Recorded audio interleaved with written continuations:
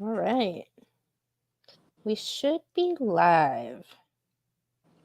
You know what? I was having a stream with some gentlemen about a crazy bitch the other day, and I remember saying that I wanted to kind of shift in this new direction where I talk to more moms and women that have experience in the psychology realm. And I said crazy bitch cocktail, and I was like, oh, I know who I need to talk to. I need to talk to Cluster B Milkshake. And then I reached out to you to see if you would have a chat with me finally. I know we've been kind of back and forth with messages the past couple of years. I know you're busy, so I really appreciate this time. No problem. Yeah. Hey, I am fluent in crazy. I understand it. I got my own, uh, you know, working on my own disordered thinking for years. Yeah. So I know what it's like to be unaware in the thought process. And now I dissect, my thought process and be like, okay, now I know why I think that way. Now I know that that's because I am envious of something, why I'm attacking them, or this is Mm. my grandiosity coming out, or, am I exploiting this person? And Right? yeah, so it's it has its good points and its bad points because now I can't help it. Now I'm always critiquing myself all the time. And then when other people are unaware of their own behaviors, Yes. and I'm the one that has been working on self-reflecting for years, and I have to fucking be humble while this person's attacking me. Right. And all they have to say is, "You're a diagnosed narcissist. You're a sociopath. And it's just like that's their grenade. Right. Oh, I have to shut up now. Oh no, now I'm gonna now we're fighting. Now Yeah. It's time no, to double down. yeah, because I can pick out all of your toxicity. I can pick out all of your traits because I am so fluent in this disorder. It's like, Right. oh, you don't have lack of empathy because you're Yeah. doing this, that, and the other thing. You are being grandiose, saying that you're better than me right now. Hmm. You're very arrogant the way that you are coming at me. You don't want to have a conversation. You want to attack and belittle me. Oh, you're being controlling now because you're telling me to shut up and stop talking. Yeah. Oh, this is you doing your power play and you do burr, burr, burr and everything. And then you see the blame shifts, you see the double standards. And I keep pointing all these things out, and they're just like, and I'm like, you know what? You can block me. Yeah. Yeah. Nobody has to be around anyone except for, co-parenting if you have children with somebody. Otherwise, you can fucking no contact everyone. You know, Yes. it's like people give away their power so much to control themselves, control other people. You can't control other people. You can Yeah. only control yourselves. You can only have boundaries for yourself. You can only remove yourself. And it's like if somebody wants to double down and fight, then okay, Yeah. Yeah. do Yeah. it, you know? So, Yeah. yeah. Well, I've collected quite a crazy bitch list on my time on the internet, and those crazy cunts I witnessed firsthand in that man-hating, resentful, I'm gonna attack and destroy men mode. That's why they made my crazy bitch list. I'm like, oh, you're a man hater, you're a feminist, you're a fucking liar, like you're a piece of human garbage. Here, let's go up on this cursed list where you will remain until you get sorted out properly.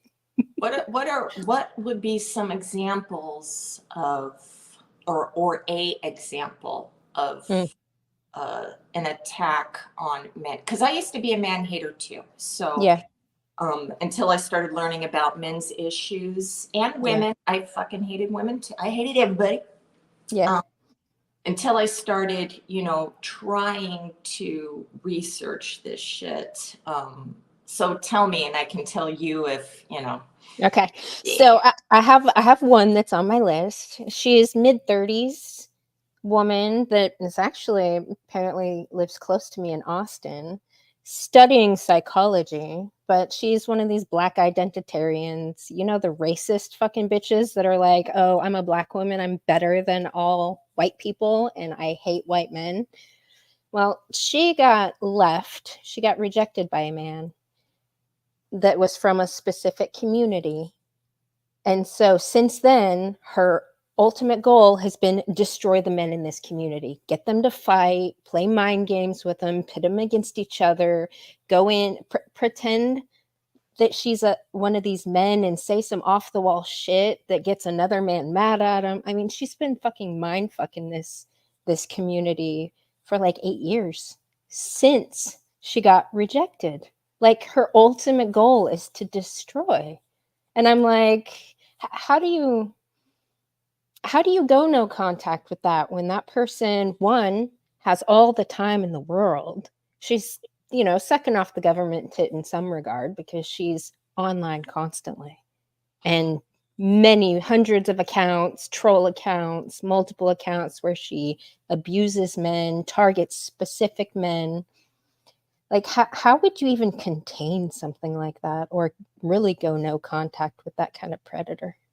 Well, I think that number one, she's emotionally unstable. This does remind me a lot of borderline personality, because not the more quiet borderlines that take everything inward, but the extroverted borderlines that take everything like a wound. It's a wound to my soul. It's a Mm. wound to my race. It's a What wound to my gender, everything. One thing I failed to mention, she comes across as this empath and she just wants to help men and she's going to do all these things. And Yeah. there's nothing wrong with me. I never lie. And that's how she comes across while she's manipulating. And it's Yeah. so fucking disgusting. You can also have, other cluster B traits mixed in. So if she is very deceptive, those go into antisocial and psychopathy traits. Yeah. Because, depending on how her upbringing was, if there was, conduct disorder, that is the base of having, a lot of negative outlook on life. You know, uh, we only, cluster B people, we only look at things from our perspective only. Mm-hmm. If you get more darker into the antisocial and psychopathy traits, we do not care. We know how to be deceptive. Okay, so that's I'm the angel. Mm-hmm. And women, you know that we have privilege as a woman because you're going to see us as the weaker sex, damsel in distress, the more, Yeah. to protect the female. We can cry if we want, that Mm-hmm. to guilt other people and, all this shit. But if she's going undercover acting like a man, that's pretty, that's some deviant fucking behavior. Oh yeah. She even kids she displays all of her, how men when they hunt and they'll like put a deer head on the wall, like they display their trophy. That's Yeah, what she does every time she can manipulate these men's behavior. yeah, So it's like she went into a space in the MGTOW community on a channel that I really like, and she went under the guise of MGTOW blah blah blah, and then was like, "Oh, hey, I have a link I want to share." And so they gave her a wrench, and then she just started banning people like instantly. Like, yeah. it's just one Well, way she likes that's to a toy power with move. them. That's a power move, Yeah. and a controlling move. Yeah. Um, uh, I forgot the first thing that you said. I was gonna comment on that shit too, but um, I mean, all of this is very deceitful behavior, pretending that you're going in to help and, Hmm. and not. I mean, people could say that about me. I'm going in there pretending to help and then really fucking with your head. No, I'm giving you resources and I'm like saying, take what you want from me and Yeah. go, you know, Yeah. uh, just heal yourself so you don't have to be in pain anymore.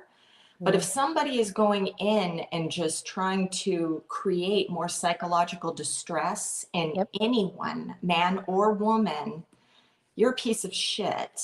And Yeah. I used to do such things like that out of boredom or out of envy. I envy people having better lives than me, being able to be happy or have good relationships. I hated my father, so I would abuse men to Mm. transfer my pain from my father onto other men. Yeah. So it all has to do with transference. Okay, so you were asking, how do you protect yourself? Yeah. How would this group of men protect themselves from They that kind have of to, predator? first of all, they have to have a strong sense of self. So their self esteem is pretty low if they are going to absorb other people's pain. So these men Yeah. could have had lived in an abusive household, had a narcissistic borderline type mother or psychopathic mother, or a father who was beating up on the mother, you know. And so even just watching abuse, and if they weren't abused directly, just watching abuse, this doesn't make them feel like they're great people, especially Right. boys, because boys couldn't protect their mom, say, or couldn't protect their father, from being abused. So they're feeling vulnerable, weak, that they weren't able to, do this, or they become toxic themselves Yeah. because this is the template of what they grew up with. If their Yeah. parents were alcoholics or drug addicts, they're watching this and this is what love is. So Right. an abusive woman coming into a man's life, this is why men love crazy women, because Right. because this is what gives them a boner. They don't know what it's like to have a very kind, loving, accept love from a kind and loving woman. That's funny. I heard recently I tried to love bomb somebody with a fish tank. You gave Pink? Well, I was trying to offer, I don't know, the way I operate within my tribe and my community and in my life, like if you have an excess of something and you see somebody might be in need of something, you offer, right? Right. So there was a guy that sent me a picture of his fish tank because I breed goldfish and koi, and I'm really into fish keeping. And I had just taken down some of my breeding stuff, and I was moving some tanks around because I have 30 tanks right now that are empty. But he had sent me this picture of his tank, and he had all these fish, and I was trying to calculate. I'm like, okay, I see two long body goldfish there. Those need 12 square inches of surface area per inch of fish. I was like, that's not enough tank for those fish. I just kind of kept that in the back of my mind. So when I was moving around stuff, I just offered like, hey, I'm thinking about getting rid of this huge tank, are you interested? And apparently that was taken as love bombing. Well, I'm like, really? well, he could have paid for it. Right. Yeah. And He's super infected by this crazy bitch baggage, by this online crazy bitch circus. They have emotionally terrorized him. Like, you know how crazy bitches operate? They can look at a person and they can, see the wounds that they have that another crazy bitch just like them put there. right. And if they haven't healed, they'll fucking pick at those scabs and like get under their skin and get into their heart and mind even more. Yeah. Like these predators are fucking nuts. If you I mean, I give too. Yeah. Um I but I want to when I give, it is It's usually because, I want you to think I'm a good person. I'm giving you this shit. Hmm. And you have been, I'm not coming after, like, this dude, what fish he has, right? Only because he sent me a picture. I mean, I don't know this dude. I've never seen his face. I've just talked to him online. He's one that hides behind an avatar because he's super paranoid about. Okay, well, he never has to talk to you again. Thank you for the I know. fucking fish tank later. Why is he making it like your loved one? If I take this fish tank from you, I'm stuck in your, demonic aura forever. I don't know. Why are you giving away all that power? Yeah. I had this motherfucker love bombing me and shit, and like, oh, I want to send you t-shirts and I want to blah blah blah. I'm like, send them, bro, because I can get rid of you like that the next day. I don't give a shit. I am not going to be attached to you or think I owe you fucking nothing. I Right. owe you nothing. So, yeah, give, give, give. That what? Oh, are you going to make him feel bad? I gave you this fish tank. You should be loyal to me. He's giving away his fucking power, are already projecting that you're going to manipulate him in some Right. way. You Yeah. know, that's the thing, is men and women, you have to protect your own fucking power source. Quit Mm. giving it. I think it's guilt. That's the fucking thing, is that he would feel guilty. That's why it's like, well, then give me $20, dude. Yeah. Give me fucking something. It's a transaction. You are Right. giving, right? Right. What's the fuck? But Yeah. I don't people know. make such a big deal about fucking nothing. Yeah. I mean, if you get into a relationship with me, I'm buying you something because I want to have my energy in your fucking house. Don't forget me. Don't forget me. But if somebody's like, no, no, no, and then it's like, okay, well then buy me something too. You know, Yeah. but just An like that, equivalent exchange. exactly. So there's no guilt, there's no shame, there's yeah. I Yeah, don't think people really understand how the law of nature really works.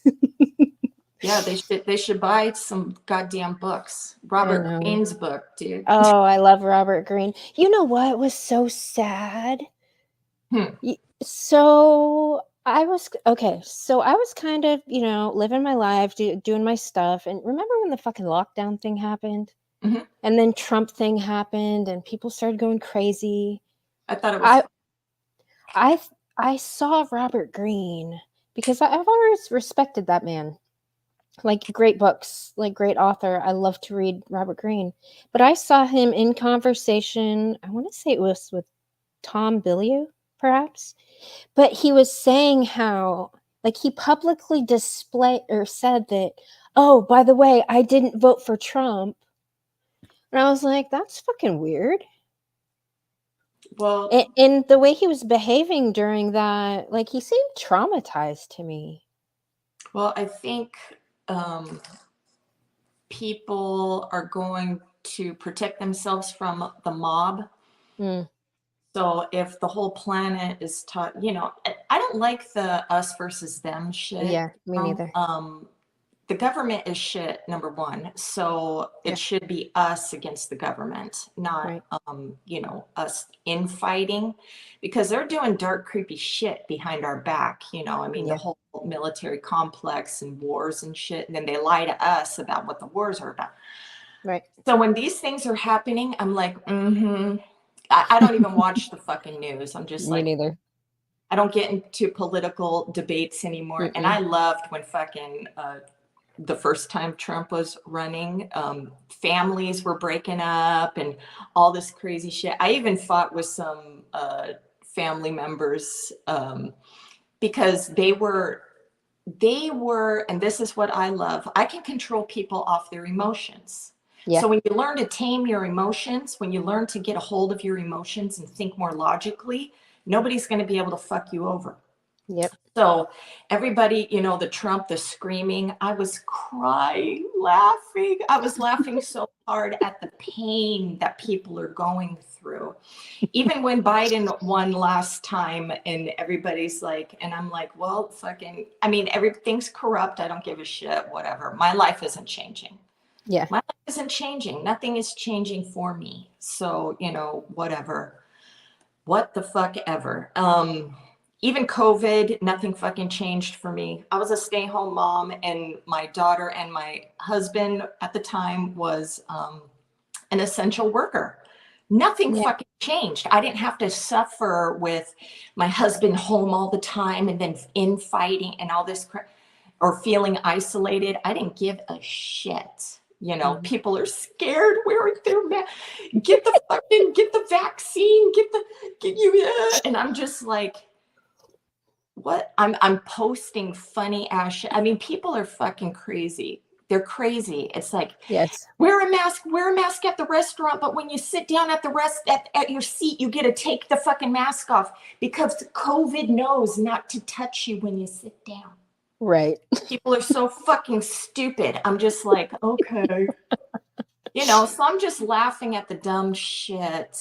I really don't care. And I think that people, when you start to see the dumb, when you Yes. start to take control of your own emotions, when Yes. you, when you realize your past trauma and you stop projecting it on new people, I mean, be aware, but you don't need to start attacking.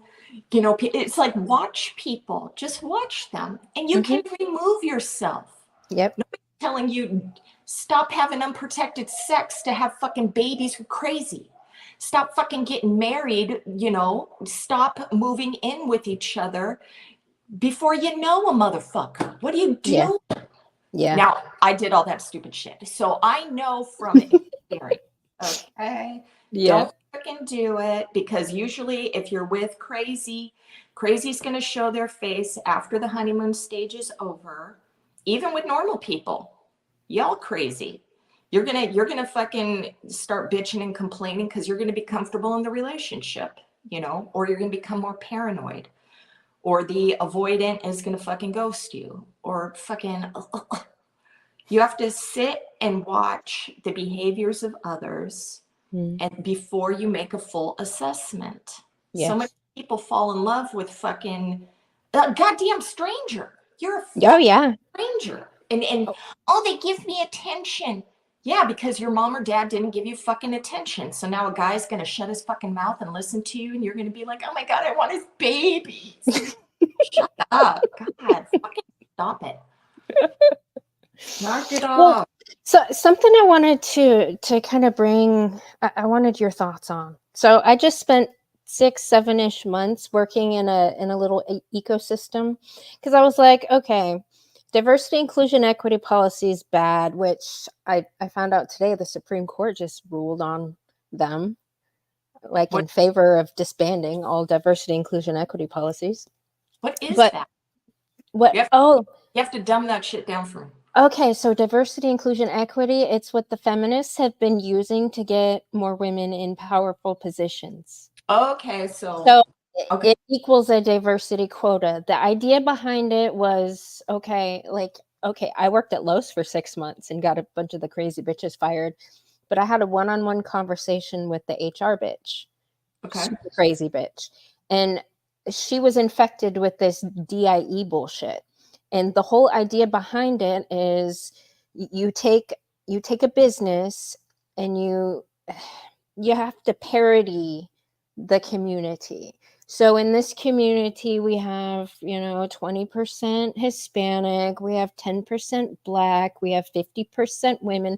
So they try to Divert fit, diversity. yeah, diversify the leadership, which, let's be honest, not everybody deserves leadership. So what Right. these women do, they get in positions of power and then they hire based on what their goal is. So this one crazy bitch feminist that was like, ASM, she was in charge of the whole front end. She started implementing these policies. Now this is a local Lowe's that I've been shopping at for 15 years.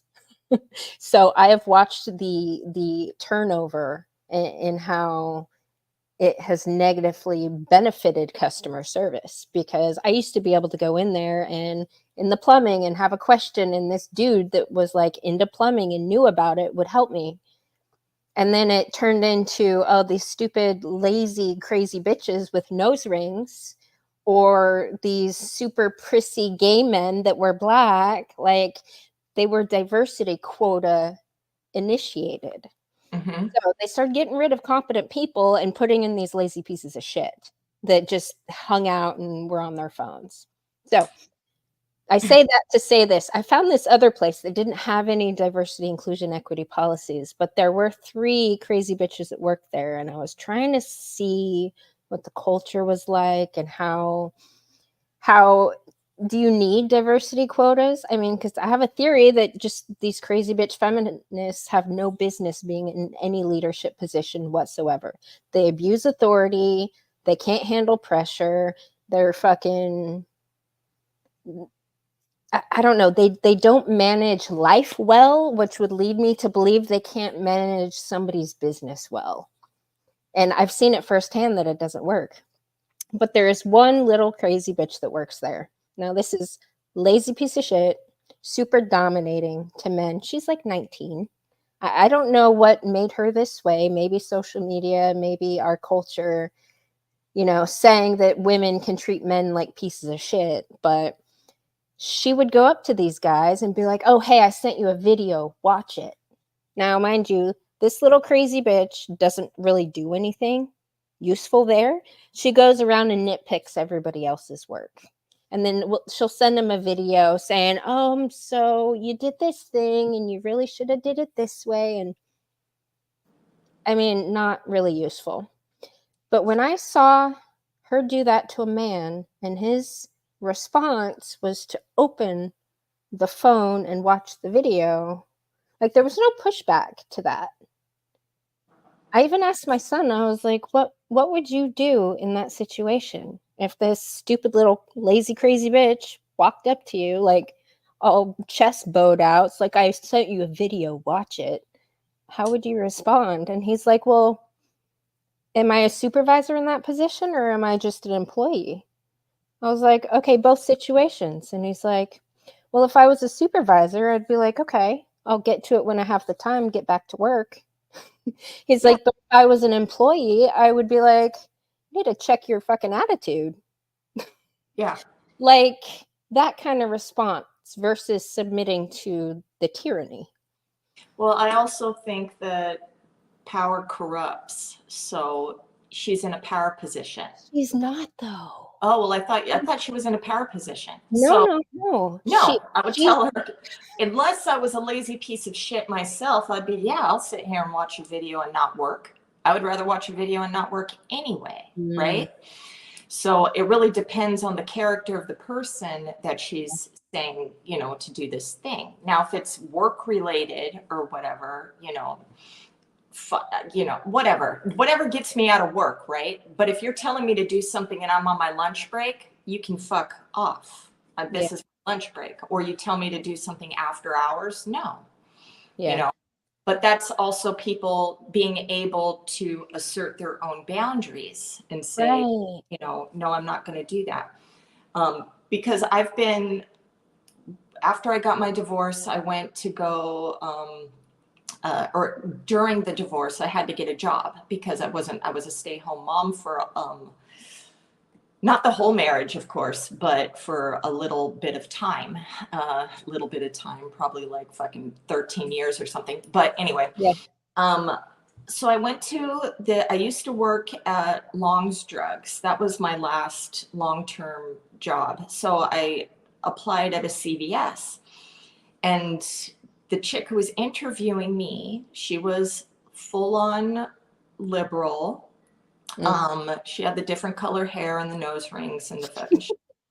But she was, I mean, do what you want to do. That screams borderline flavor to me. But she's telling me how she was so mean to her employees. And I used to be a supervisor at the drugstore. And so I'm just like watching her treat her employees like shit. Mm-hmm. And then she's telling me, you know, how I have to, this is during COVID, and she's telling me that I have to chase customers down and basically shame them into masking up or to get the fuck out of the store.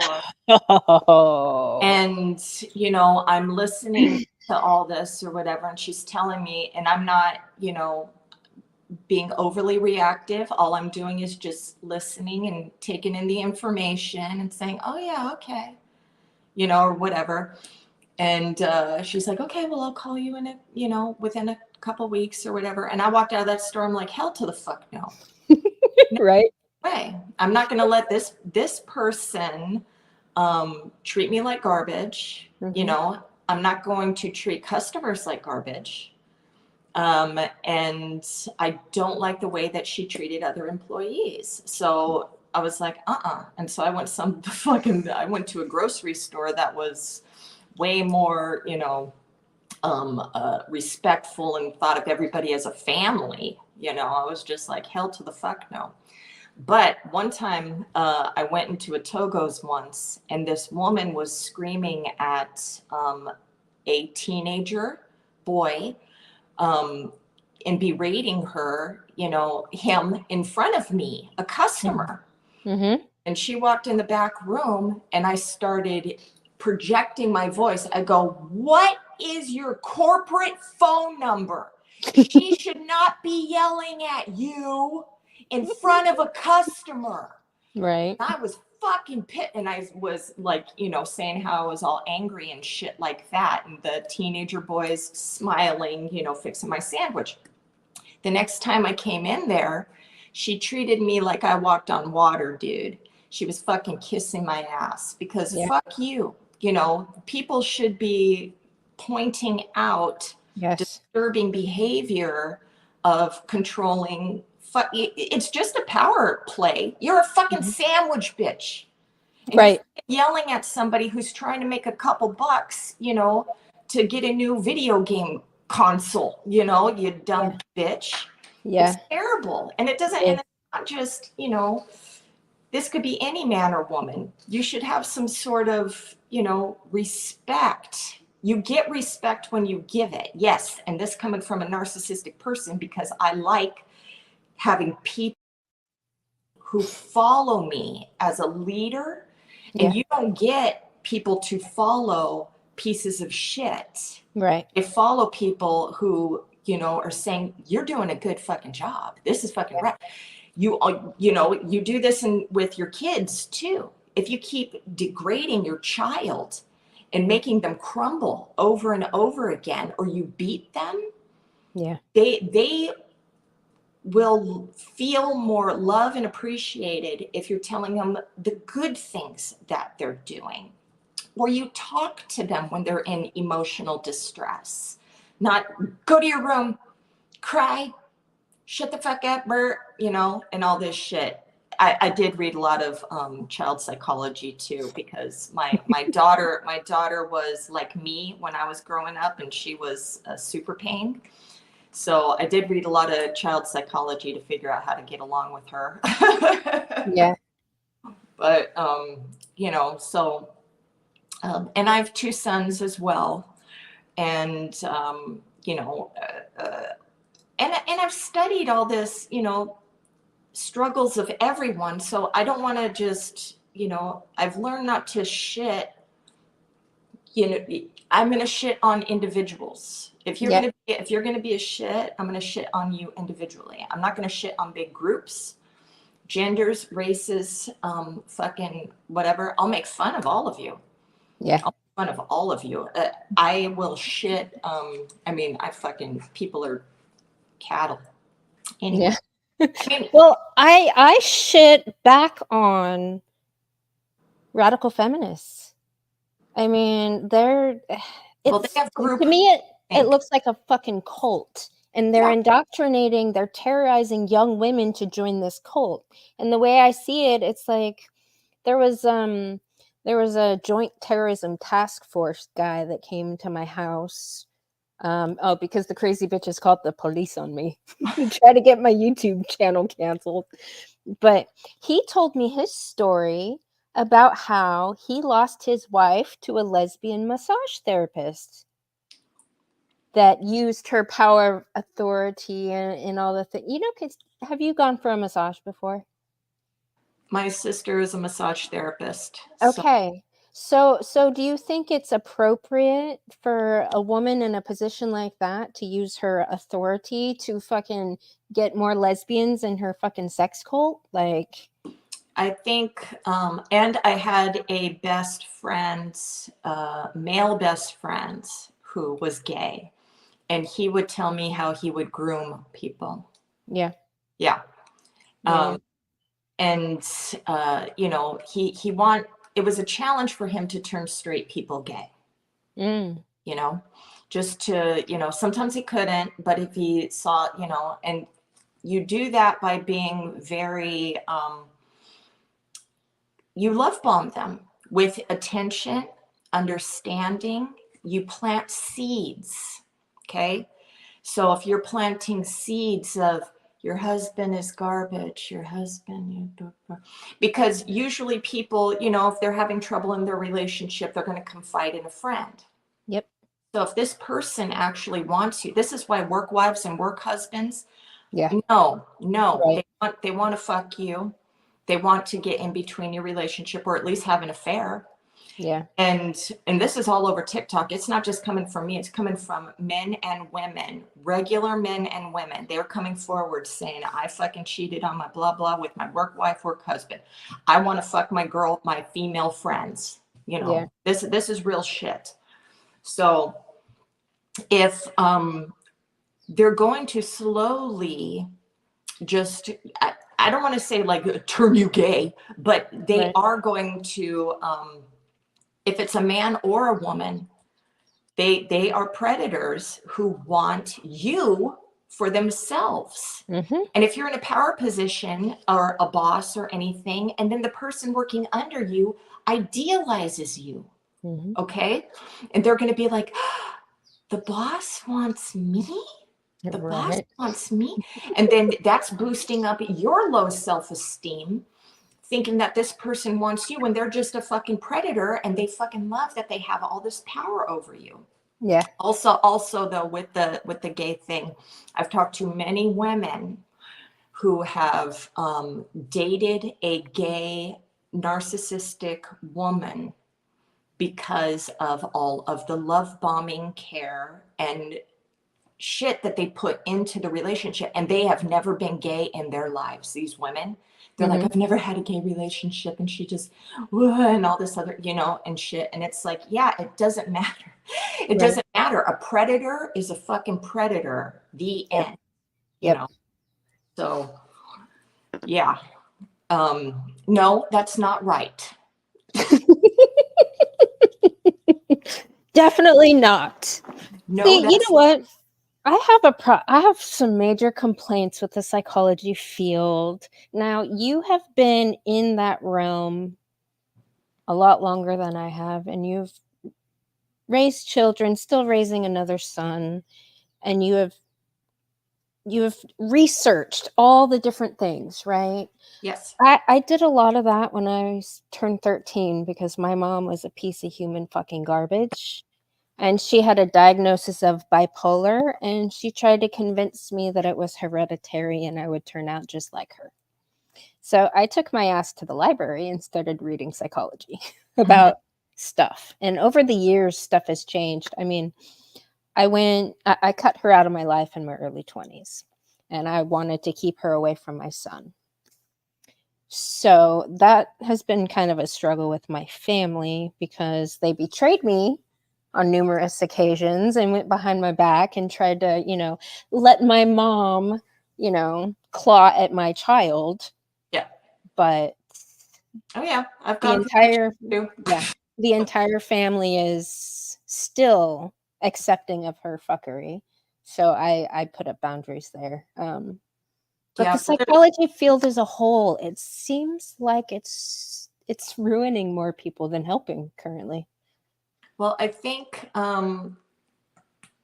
there's a lot of misinformation. Okay, first of all, what pisses me off is that therapist or psychologist or whatever, and because of their narcissism with being monetized on social media, and Mhm. then they're going to say what the consumer wants to hear.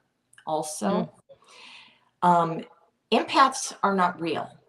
Right. This coming from not just me, this is coming from actual psychotherapists that deal in only mental health disorders.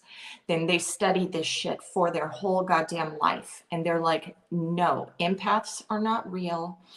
What they are is, and then they go into the childhood trauma, the PTSD that you took with you from childhood that you still have. This is why you're so hypersensitive, hyper aware. You're projecting your own feelings onto others. You're watching body language. And this is a PTSD response. This is not fucking magic. You are not a unicorn. You know, you're not. So, Right. but these pseudo therapists online, they will fucking cater to that. Otherwise, they're going to lose you as a viewer. People want to be told what they want to hear. They don't want to hear what's behind the disorder. I mean, I'm just going to use you an example. Your mom's a Mhm. fucking demon because she has the fucking borderline, or not the borderline, the bipolar. Actually, borderline and bipolar, they kind of go hand in hand sometimes. But anyway, Oh, my mom's way worse. We could go into it another time. We could okay. dissect that crazy bitch because But she was bad. I just want to say that because of your experience of Mhm. all the mental abuse that you Mhm. went through, you don't give a fuck Mm-mm. about how she became the way she was. Nope. She did what she did to you. You hate her. The end. Okay. So other people online are going to talk, just say what you want to hear. Your mom's a piece of shit, and you're going to be like, "Hail to the yeah, hail to the yeah." I'm going to fucking Well, subscribe to you, and I'm going to watch you. Wait, hold on a second. And so people, I'm trying to tell them, I want you to keep your power position. I mhm. am not telling you to ever unblock her or become friends with her or let your son be in her. Never, never. You keep your power, Mhm. but understanding why her brain is crazy is going to free you because you're going to be like, I wasn't a bad child.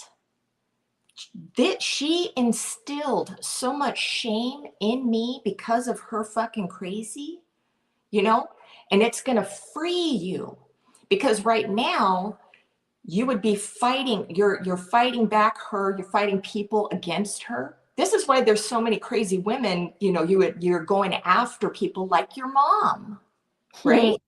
Yeah. Well, kind of part of that is very true. Okay. Actually, I don't hate my mom. I I appreciate that fucking she hate my mom shit. no, my mom was a great example of how not to live my life as a woman and as a mother. She taught me all the terrible things to do in life, and Oh I mean, yeah. because I got to see the cause and effect of so many of her terrible life choices and how they hurt everybody around her. I was like, okay, I'm not going to do that. I'm not going to do that. All the I, things. My main concern right now is our society because you know what? I grew up thinking that my experience was unique mhm. because it wasn't until my mid 20s where I finally met somebody that asked me about my family, and I was like, "Yeah, I don't talk to my mom." And she's like, "Ooh, why?" I was like, "She's a piece of shit." She's like, "Good for you." And I was like, "Whoa." Like that was the first person I could ever talk to in my entire life that understood. Everything before that was always like, "Oh no, your mom really loves you. Oh, she's doing the best she can. Oh, blah," defending her fuckery. Yeah. And so, I mean, she's actually this woman I'm talking about is still like one of my close matriarchs in my life because like she actually understood and she shared her experience. She's like, yeah, I had to do the same thing with I mean, you cut toxic out of your life. I was like, okay, thank you, because I've been fighting with my family for fucking years. They've tried to crab in the bucket me back. I'm like, I can't. Yeah. There's a But lot. Well, a lot of people deal with the hierarchy in family units. Yeah. So if your mom's the hierarchy in the family unit, people would rather, they're just telling your mother what she wants to hear. Mm. So those family members won't get attacked by her, Mhm. and they become unaware flying monkeys, Mhm. because your mom is probably only talking about you all the time. Oh, yes. These people are so tired of hearing her shit Mhm. that if you came back into her life, the flying monkeys would have some peace. Okay. And I really don't think that they're aware of this consciously, like it's a deviant thing that they're doing, but they don't care about your mental health. Yeah, They oh, care I know. about their own mental health. Yeah. And then it's pseudo, no, I care about your mother, and your mother what? No, you just care about you, bitch. You just care about you. Well, That they're all drunk all day every day, so that's well, that's how they cope. bad too. Yeah. That's bad too. And Yeah. with the how you wanted to be the complete opposite of your mother, me too. And I ended up going swinging the total opposite way. And then I enmeshed with my children. I became Mm. a helicopter parent, Mm. and I wouldn't let them grow up. I'll do Mm. everything for you. I'll do, all this Yeah. other shit and everything. So I stunted their adult growth Oh, and everything. Yeah, so I fucked them up in different ways, you yeah. know. I mean, but all parents, we're not perfect anyway, you Yeah. know. We're just trying to figure it out. It's not like, I think there should be a license to parent. I think people need to go and take a class. Yes. We should start one. You Yeah, know what I mean? Like a part of the crazy bitch boot camp is like parenting 101. How to yeah. not fuck up your children. Because so when I was married and I got pregnant, I was like, man, I really don't want to fuck my kid up. So let me read and learn about other parenting styles, because I was like, my mom's a piece of shit. She was an authoritarian. That's kind of what I chalked it up to. Hmm. So I started reading about, authoritarian, authoritative, and passive, and the pros and cons of all the things. And I was like, okay, authoritative sounds more balanced. So that's kind of the how I used to handle things. And it seemed to work out really good. I mean, Well, we'll see when your kid's an adult. well, he is an adult. He'll actually be 20 in September. Well, if he can feel safe enough with you to Yeah. where you won't defend yourself, that's another thing. You have to be able to, we automatically want to defend ourselves. Well, this is why I did this, and this is why. We want to justify the way that we parented. Hmm. If you could sit there and like put fucking duct tape over your mouth and not say a word, and let your son say, and you say, okay, tell me some of the things that you wish I would have done. And then he will, tell you those things without you saying, well, this is why I did it. Because I overtalk my kids to explain myself and to get them to understand. And that's not good either. Yeah. That's my anxiety. I don't want my Yeah. kids to see me as bad. So I'm going to let them know, no, I did this out of love. I did this out of blah, blah, blah. I did it, and then what are they going to say? Oh, well, I don't want to make my mom feel like shit. So I'm not Right. going to say anything negative to them, you know? And I think a lot of parents do that. Uh, and a lot of parents, they think, I'm not talking about you and I, but a lot of parents think that their kid owes them for being born. Oh my God. And Yeah, like it was my fault you fucking opened your legs. Really? yeah, and that you have to always be in my life because I raised you, or the Mhm. parent that guilts their kid. I did all this for you. Oh, fuck you. Yeah. Fuck you, you know? You want uh, uh, you want to have a nice, boundary type friendship with your adult children, you know what I mean?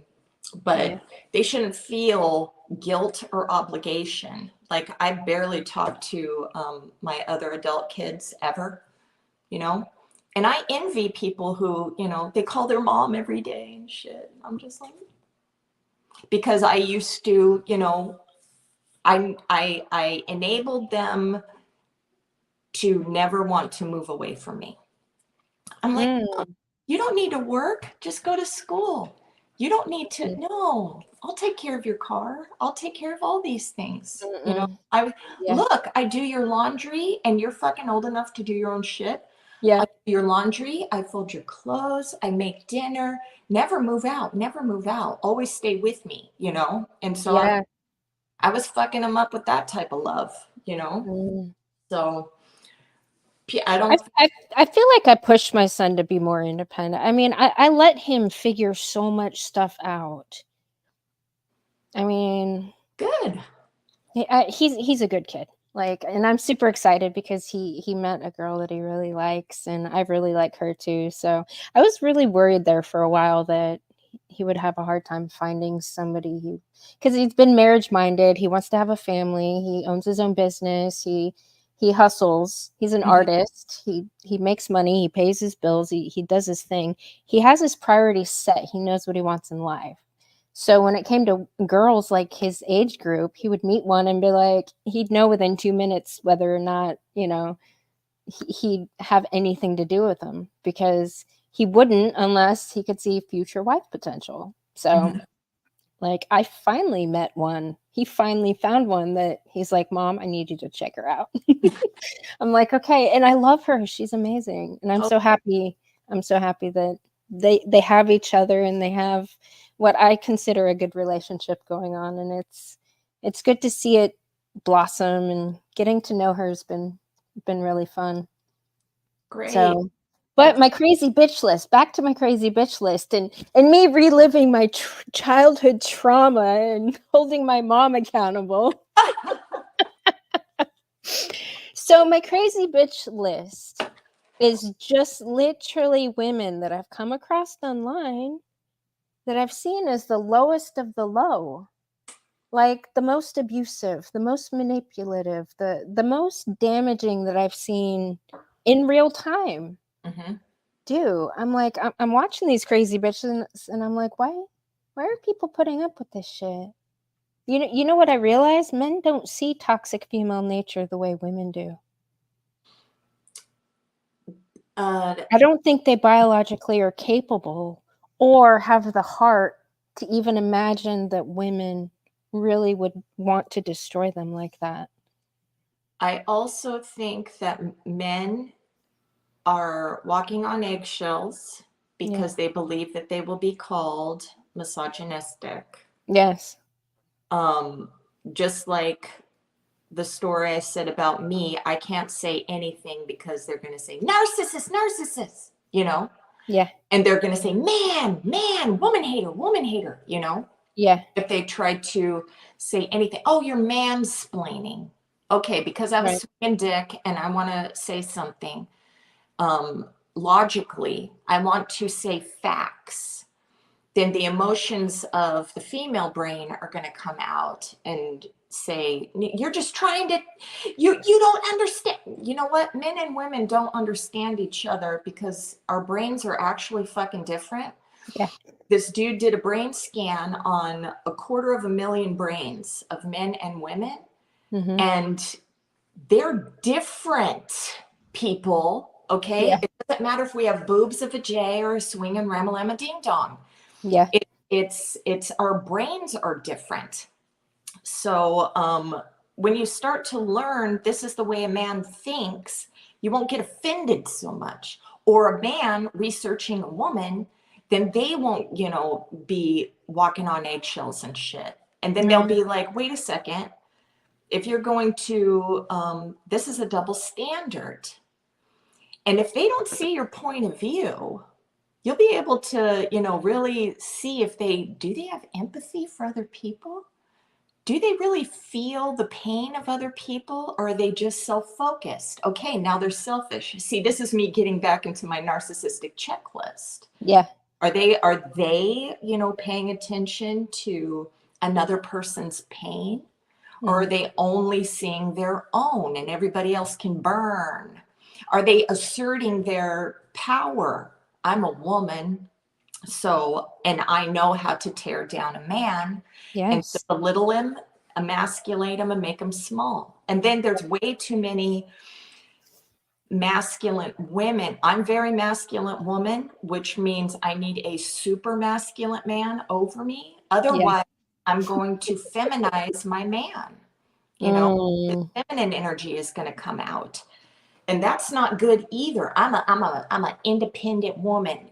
Well, that's toxic as shit too, Yeah. because you're not going to see what your man, is bringing into this relationship. You're not going to appreciate these things because you're going to be like, I can do it myself. I can do everything myself. And you're not going to see Liars. that a man can, contribute, you Yeah. know, and then men are, men going their own way, the red pillars, all they're doing is tearing down women because of these few bad apples. I talked to Mm. I talked to so many fucking men and women. There's so many good men and women out there, and a lot of them don't see their own toxicity, right? So I point out a little bit of things. Well, these are the things that you should work on so you can, see, both sides. You're not giving away your power. You're not weak. You're Mhm. not this. You want to communicate. People are so afraid to communicate their feelings to each other Yeah. for looking weak, Yeah. Even or though that honesty is courage and strength, yes, like, yeah, people and it's so weird that people actually see that as weakness. yes, I When I do. Yeah, do you? When people are honest about how they feel and think about things? I for myself, okay, not Mm. you, for myself, I Okay. can't express. I can't. Um, no, it Why? makes it's almost like a death. It feels like. Just to say, because I was trying it in my last relationship for the first time ever. It's like, Mhm. let's communicate on, the fight. Let's get to understand, all this stuff. Yeah. And it worked in the beginning, of the honeymoon stage and everything. But as time went on, it was like relationships are such hard work. There's a lot of communication involved. Yeah. And when there's a communication breakdown, you start going back to your toxic behaviors of silent treatment, withholding information, just fucking letting shit go and Mm. not, and then you're holding resentments because you didn't repair the fight. You just fucking was like, fine, whatever, you're an asshole right now. And here, dinner, type thing. And Yeah. then, okay, what are we watching tonight? And then, you're holding this resentment over and over and over again, until you hate your partner, you know? Mm. So com- it's hard work. People think, no, my soulmate is out there. They're going to fucking know me. I'm going to know them. We're going to know each other's brain and the way that we think. And we're never going to have to do shit to work on things, or we're never going to fight. You're always going to have arguments. It's how you repair the argument, and Yeah. that's communicating without blaming and no double standards. Don't be Mm. fucking passive aggressive, Yeah. and it's very hard for me not to bring out all those toxic defenses, because as a kid I was told that my feelings didn't matter. Mm. So I'm not going to express my feelings. I feel fucking gross. I don't feel safe. And that's me transferring my childhood onto every partner. See? Mm. So yeah, there's people who will attack others and go after others or other groups, or the men's group or the fucking whatever. And that's it. I get it. I totally understand. And I'm just like, I know why you're doing that. Okay, fine. Yeah. You do you. But Yeah. it's more difficult to get people to listen, and take some time to calculate, take time to self reflect, the people who do have empathy, you know, will be like, I understand your pain and why you think this way and stuff. And this is not my intent and all this shit.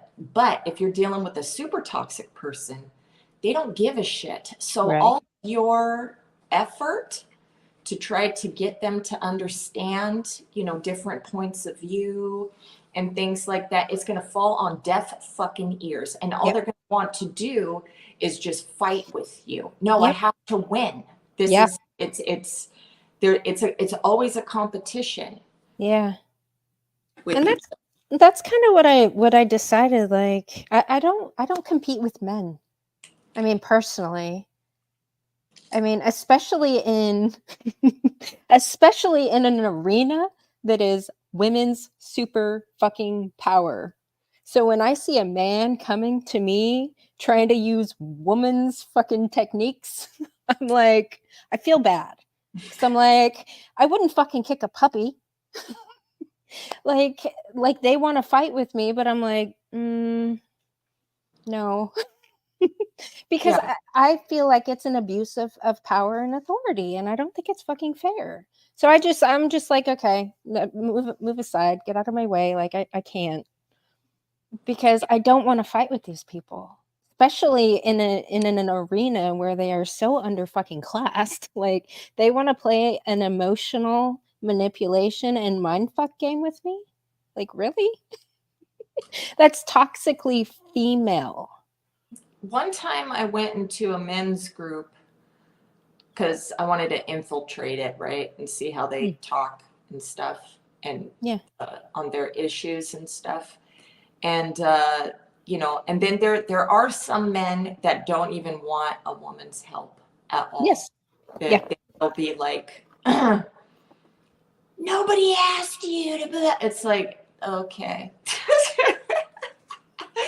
Yeah. So you know, it's like, okay, I understand. And but I mean, there needs to be a lot more men's groups out there, to meetings to where they can discuss their issues amongst their own peers. I Yeah. think there needs to be a lot more of that. I think there needs to also be domestic violence men's shelters as Yeah. well, because men aren't going to talk about this because they're going to look weak. A Right. woman is laying hands on me. Now, if you lay hands back on the woman, who goes to jail? The man, Right. you know? Ooh, I saw that actually growing up. My father and his crazy bitch girlfriend, she came at him with a fucking knife. And he grabbed it and backhanded her and was like, crazy bitch, knock it off. Well, Yeah, she freaked out, called the cops. The cops came and they tried to put him in cuffs. So I was like, whoa, whoa, whoa. She came at him with a fucking knife. And they were like, really? Because she's saying, I was like, dude, I'm telling you, me and her son were there. And I was like, no, no, she fucking did it first.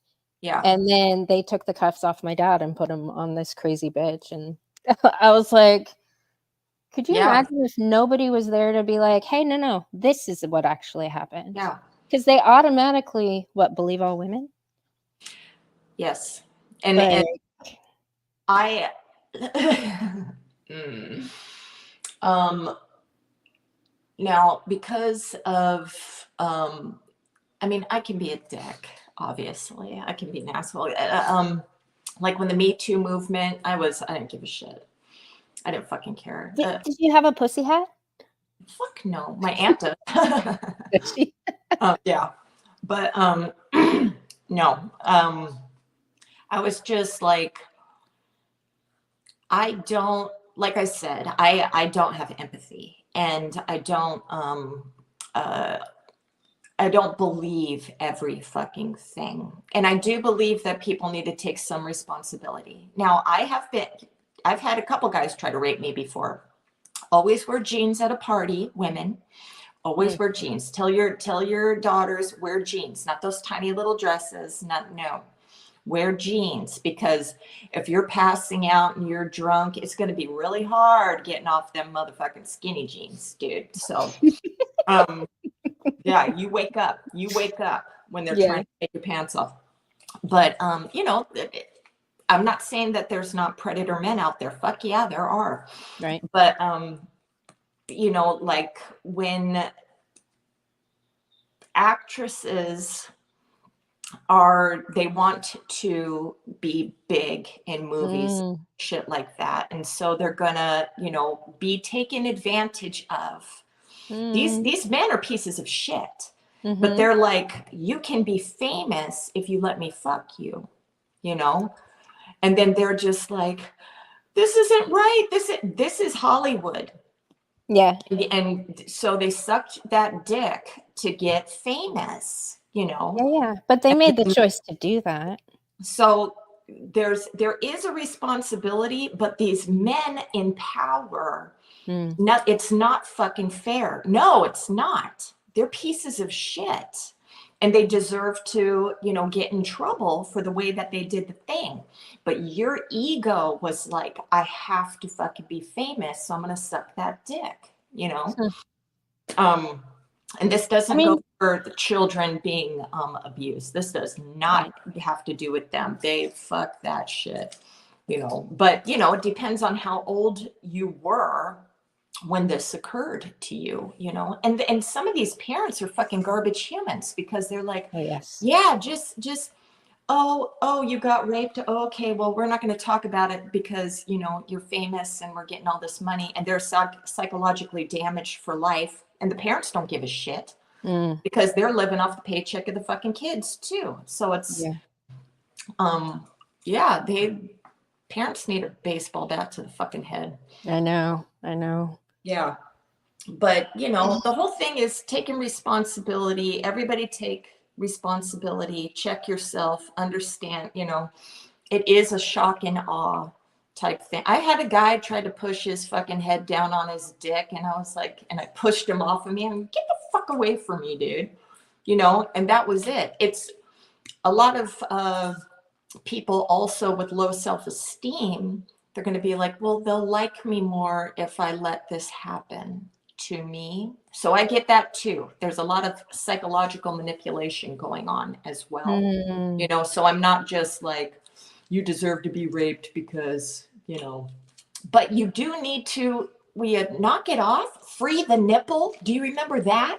Oh, I should No. walk around with my sexy ass tits hanging out and a guy better not look at my chest. Fuck you, Oh, bitch. Fuck right. you. Right, That, right. that's bullshit. Yeah. No. Like if a guy was walking around with his dick hanging out, I'm going to be like, looking at his, you know, how, yeah, I'm looking at your dick. Okay. So, You know what that's though? so fucking stupid. I think the over sexualization of our culture really is worse on men because men are very visually stimulated. Yes. You know how like women are more stimulated by like romance Yeah. and all the feely stuff. Men are visual. I know. So they have to live in a society where everyone's fucking well, all the whores are half naked. There's sex everywhere, you know. And but if you say anything about these women who are literally objectifying themselves, you get blamed for the objectification when their tits are out. Like Yeah. that never made any Or sense to me. what I think is really funny, and, you know, the comment section can come at me because I don't care about your feeling. You can't guilt me or shame Yeah. me. Yeah. But you know, I wear makeup, I wear sexy clothes for myself. It's empowering for myself. You want to be attractive by other people. You do want compliments. This is why we do these things. I cut my hair off once. Nobody looked at me. Yeah. Okay. And yes, I cut my hair off for myself because I didn't want to deal with this mop of hair. But you lose the gaze of the opposite sex. You know, sure, women have been, oh, that's cute. I don't fucking give a fuck about you. I want a goddamn guy, you know, men attention Right. or whatever. And I'm not getting it. So I think that's bullshit. We want to be attractive. I mean, if you go out in nature, you know, usually it's the men, the species, you know, that has the big mane. The lion gets the fucking hair. You know, Right. birds are more beautiful. The fish, the beta fish have the big fucking tails, you know. Yeah. I mean, it's human nature and nature. You want to attract, you know, the gaze of the opposite sex. So with the bullshit. I can't Well, stand men who I can't stand men who are, I think it's sort of pick me shit when men are like wearing the pussy hat, basically. oh, male feminists. No, those are the most vile, disgusting men on earth. I can't even listen to them. That's why it bothers me when I listen to a man literal like puppet feminist dogma. Like it just it turns my stomach because I'm like, or a man behaving very feminine. Like Yeah. it's just it's so it's not just unattractive. It's like I need to go my own way. Like I need to turn the other way because Yeah. it's not right. I But don't I we don't do have so many men in our society that have been conditioned to operate this way. I don't think what I really like, and I haven't dived into that much, is how to balance out our masculine and feminine Mm, sides to yeah, each human, you know, yeah. because I need to work on my feminine energy because I have way too much masculine energy. Mm, Um, and you know, some men, uh, you know, their shit is off too. Some of them are, you know, pretty hardcore, and then some yeah. of them don't know how to, you know, get their masculine stuff back. And what they're doing, Back. they're just shooting themselves up with testosterone shots, Yeah. which is just making them more horny and angry. You know, it has to be psychological. We have to learn psychological, you know, how to balance these things out. And I think it's, you know, having boundaries, also knowing your own self-worth. So you're not emasculated by a woman that's maybe making more money or they have more, you know, power or whatever in the world and stuff like that too. But, you know, we're, this planet's weird as fuck, dude. It's so fucked up. The feminists have ruined society. I swear. Well, But I do see the patriarchy rising back up and taking their proper place in society. Now with these diversity, inclusion, equity policies going away, they have been displacing a lot of men in leadership just to fill some bullshit quota. So there's it's really good to see that. well, it's just like, what was it? Can't remember the word. Affirmative action. Right? Yeah. So, you know, I mean, that's the whole thing too, is like,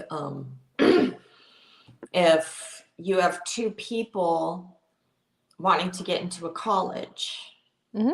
right?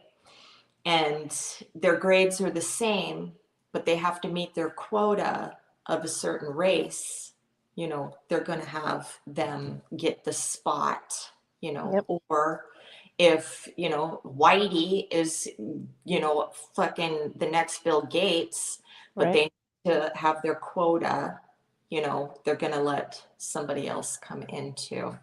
Yep. I mean, but they're fucking corrupt too because, you know, you can pay your way to get into fucking, you know, university and bullshit like that as Oh well. yeah. Yeah, yeah.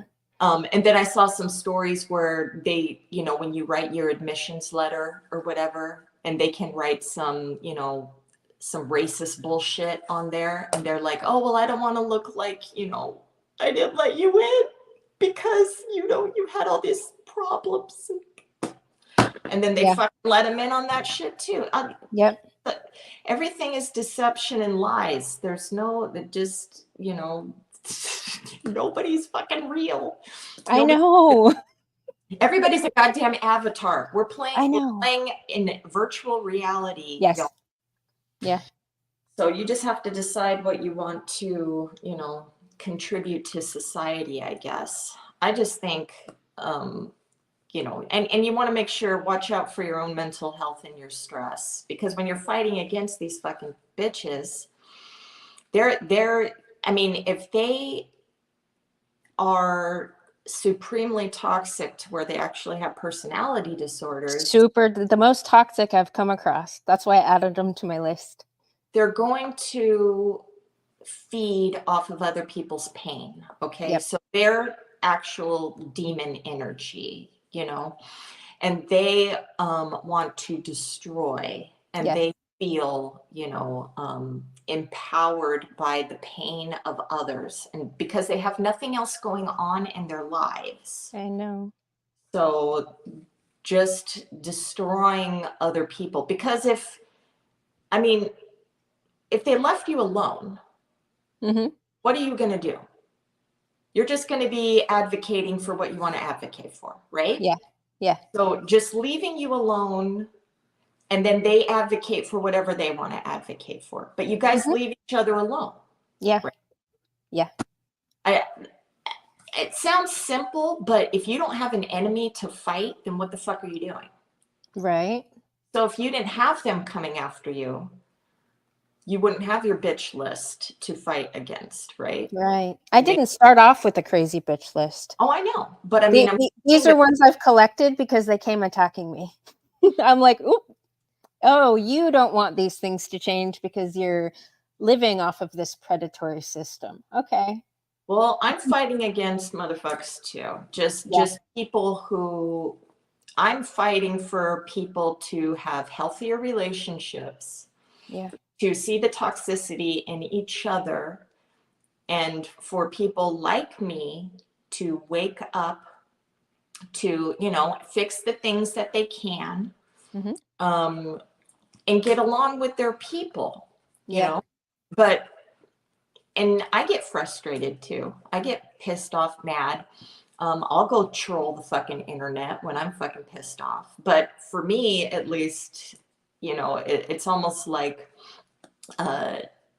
the need to troll goes away right away. It's like I'll troll somebody, and then I feel okay. I feel good. I got to feed off of their anger. I'm happy, and then I leave it alone. Right. So, but you have a life. You have children. You have stuff going on. These crazy bitches don't. I mean, some of them do have children, but they use their children as tools. So I think, well, social media has its good and its bad, stuff. We get to learn a lot. We get to learn about other people, so we're not so disconnected and everything. But then all that evil shit comes into it, If people could just fucking see, am I being destructive? I mean, you know how many fucking good shit is on YouTube? I listen to this meditative thing every night talking about how to better yourself and to not let negative energy, get to you, and all this bullshit. And here I am diagnosed with the darkest shit on the planet, right? And here can you go into that? What because I'm curious about your diagnoses and your experience with professionals in the field, because I've met many professionals in the field, and all but one of them have been fucking nuts and liars. Well, one thing, like I said before, when you're in a power position, and therapists are in a power position over broken people that come to them. Okay. So they get to, have all this, I've talked to people who were in the mental health field, because they're like, I think my coworker is a psychopath, because you get to plant seeds in the brains of your patients. Right. And the patient is just like, I just want to be fixed, fix me. And then they can plant whatever fucking seeds that they want in you. There needs to be some, fuck ethical codes. They don't give a shit. That's why books are really good.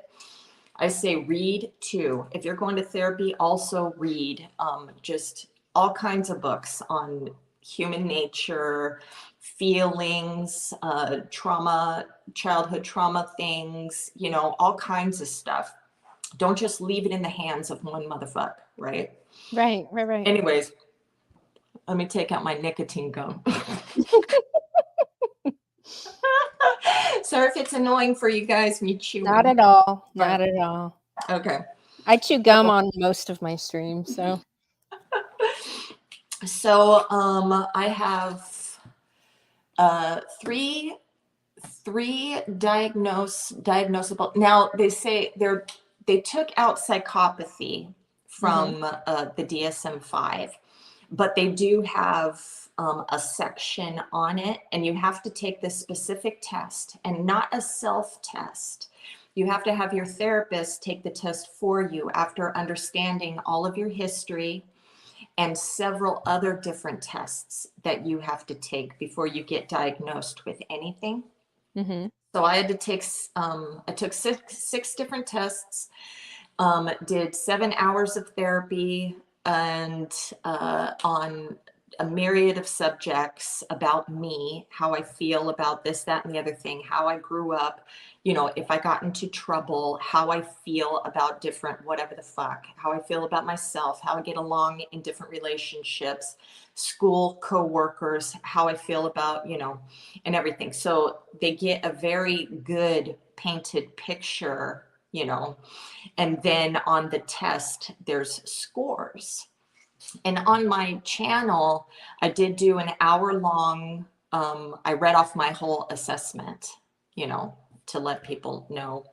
It probably would have went 2 hours. I didn't put my history of with my family. I kept that bullshit a secret because my mom is still alive, and I kind of don't want to throw her under the bus. She's also threatened me to sue me for my channel. So yeah. And I'm like, oh, she wants to ruin my life. And it's like, well, if I don't have a life, if you're fucking with somebody with psychopathy and you're trying to ruin their life, if I have nothing left to live for, you better watch your back. Yeah. So, and she's got borderline shit, and she's all fucking, I love you. You're never going to help anybody, by the way. I love you. Fuck you, bitch. I don't want to do it. Yeah. But it's interesting that she, threatens the sue part. My mom is so sue happy. My mom actually knows about my channel. My whole family does. I got a message from my sister who followed in my mother's footsteps, I don't know, a few months ago. She sends me a message every year or so when she's drunk. But the last one, I don't know, because I know she watches and I know my mom watches. So the message just said, "You are evil." I must have mentioned something about them, and I'm like, evil for what? Speaking the truth about abusive and dysfunctional family upbringing? Yeah, exactly. Like, nobody talks about how toxic fucking mothers are. That's a big no-no. That's a big secret in our society. We have to pretend mothers are just always doing the best they can when they're not. Yeah. Well, it's shame-based. So if we talk garbage about our parents, and they feel a lot of shame because, them being unaware of their own shit. And yes, they do believe that they're doing the best that they can. Okay. But that doesn't change facts of what it does to the child. And I take responsibility of fucking up my own kids. They can make their own channels and shit all over me. I take responsibility. If they said you're a piece of shit, I say, yes, you were an alcoholic. Yes. Yes. Oh, you enabled me and I couldn't grow up. That's right. Yes. You wanted me to text you when I'm an adult and follow all my footsteps. Yes, that's right. Yes, I did. I take full responsibility, Yeah. But other parents are going to be like making excuses for their behaviors. Yeah. Now, for narcissistic personality disorder, you just need 5 out of the 9 traits to be diagnosed. And there's other diagnostic tools which will score you on a percentage rate. So I got the highest in mine for narcissistic personality disorder. So you're supposed to get like 80%, and I got like 72 point some bullshit, right? And then my secondary is antisocial personality disorder, which I got a 68 point whatever the fuck. And then I scored a 30 out of 40 on the psychopathy checklist. And you just need a 30 to be a psychopath. So I got a 30. And this is what you're going to find funny, is that I looked up, what do they score women? Because there's not that many women, okay, right? Right. Because they usually do all the studies in jail, okay? Yeah. A woman's not going to come forward and say, oh, they're not going to be like me going like, I'm researching this shit. I want to know if I got some dark crap going on. There's not women out there doing that. Women only need a 23. A 23 is hilarious. Like, men need a 30, but women just need a 23.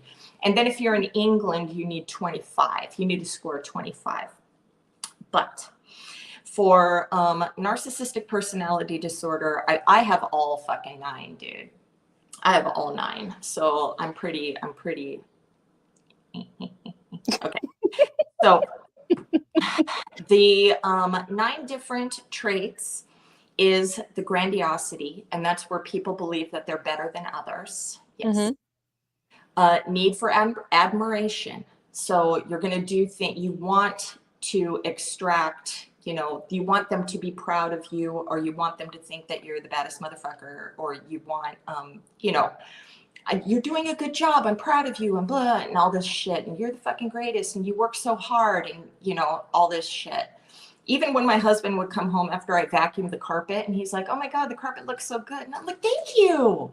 That boosted my self-esteem. Because hold on. Can I please stop you? Because that sounds fucking normal to me. It's unstable self-esteem means I need other people to tell me who I am.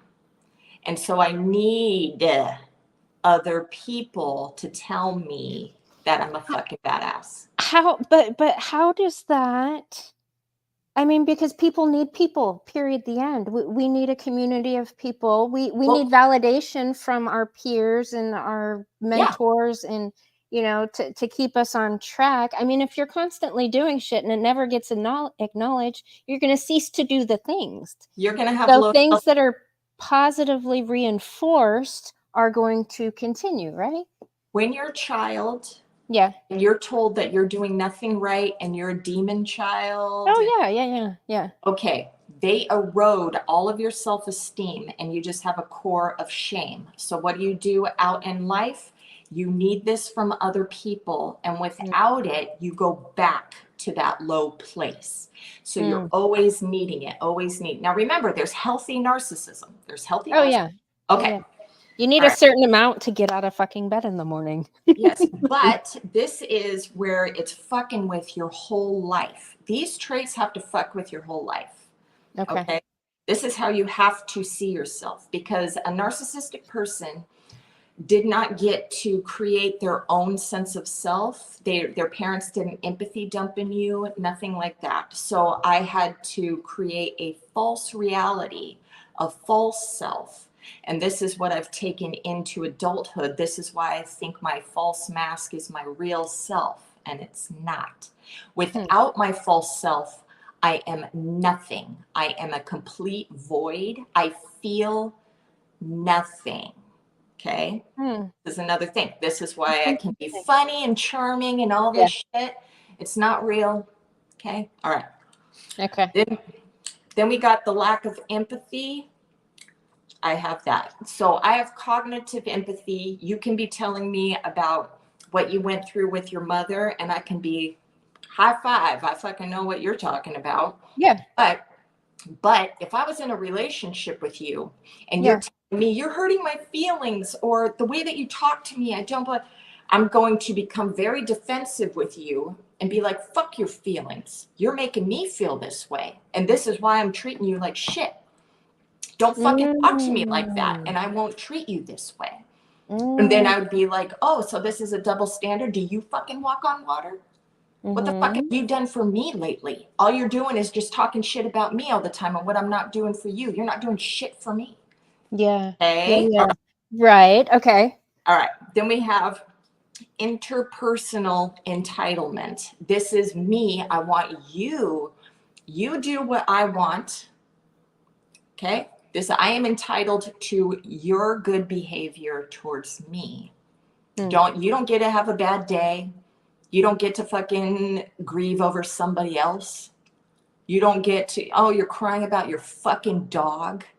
You know, whereas I'm entitled to your attention. Mm. I'm entitled to, or I'm entitled to you not bringing your pain into my life. You know, it's like, I Mm. don't want to deal with your drama. Get the fuck away from it. You know, Mm. other people you will see who are very grandiose presenting, and these guys make me laugh. They're the ones that are entitled to like benefits and services. These are the ones that bitch at the fucking waiter and how come and why is my knife dirty Ugh, I and they're hate those bitching about people. everything. Yeah, Yeah, yeah. the Karens. Okay, Yeah, yeah. this is yeah, it's fucking hilarious. I am so nice to You service workers. I know. I mean, I think because I come from a personal service industry, I know what people go through and I know how hard people work. And I can tell when people are really trying to do a good job. I Yeah, mean, I'm not so nice to people that also feel entitled to like a hefty tip when they didn't do shit.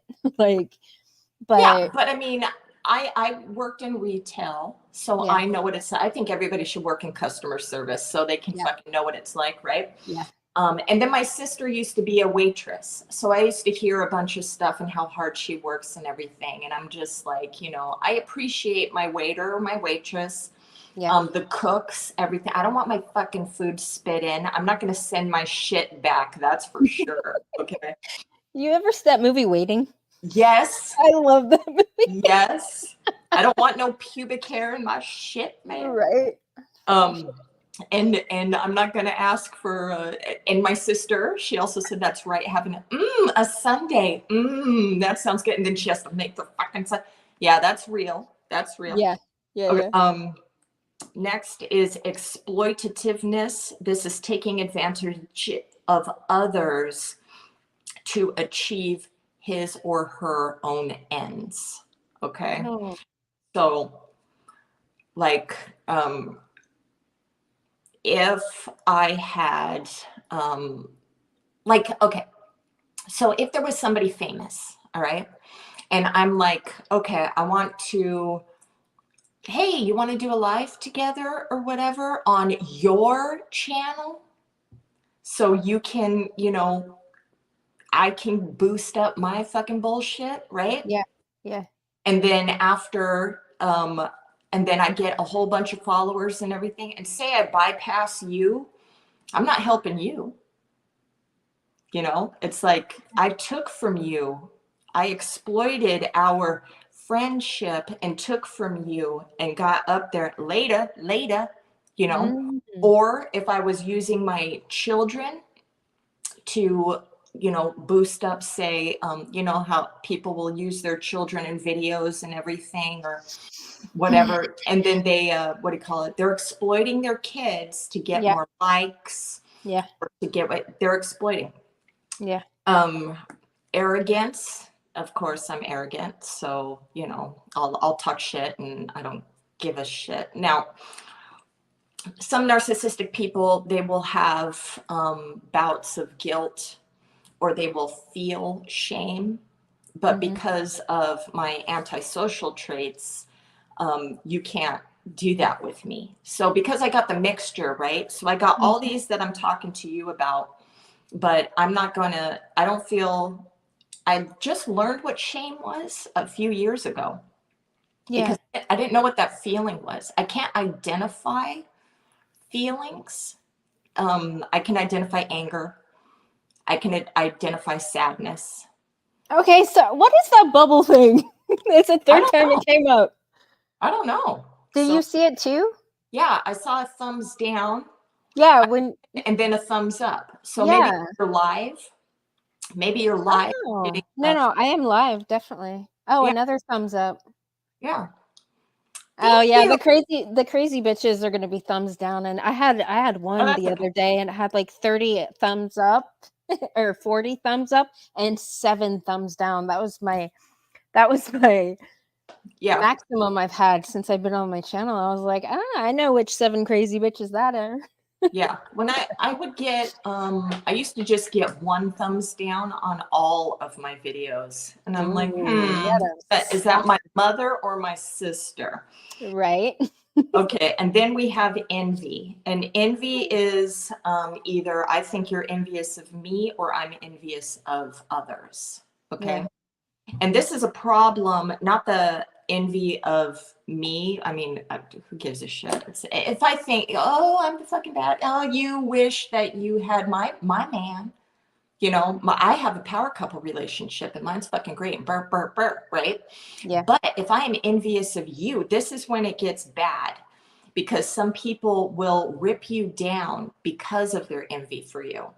Mm. So if they think, um, especially like in a friendship, if you're doing really well, right? If you got a promotion, if you're, you finally met a boyfriend that, or you're getting married, and the narcissistic friend is gonna put on the fake happy for you, but then Yeah. they're gonna envy and hate it, and they might flirt with your man a little bit more. They might Mm. try to, sabotage your happiness in some way, or make you feel like, oh, your job isn't all that fucking hard. Anybody could do it. When you get a promotion or something, so they're ripping you apart. Or somebody will rip apart your looks or do Yeah. little covert digs. Yeah.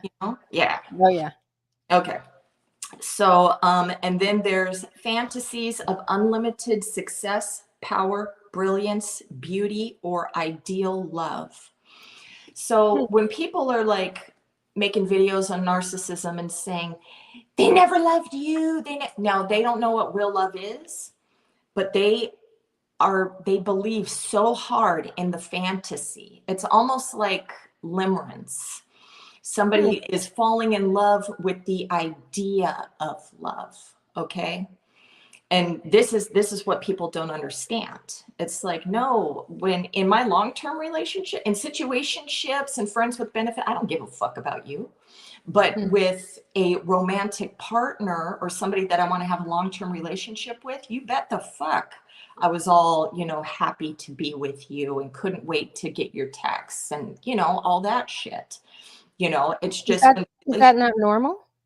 that is normal, okay, Okay. for people in the honeymoon stage, you Okay. know.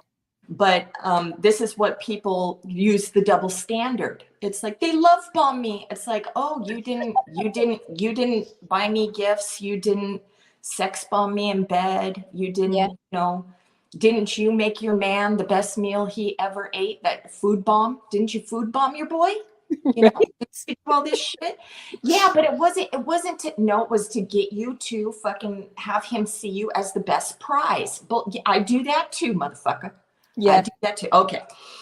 But fantasies of unlimited beauty. So you'll see people, getting massive plastic surgery, changing their Ugh. fit, Uh, contouring to death, yes. Yeah. tattoos everywhere, look at me, look at me.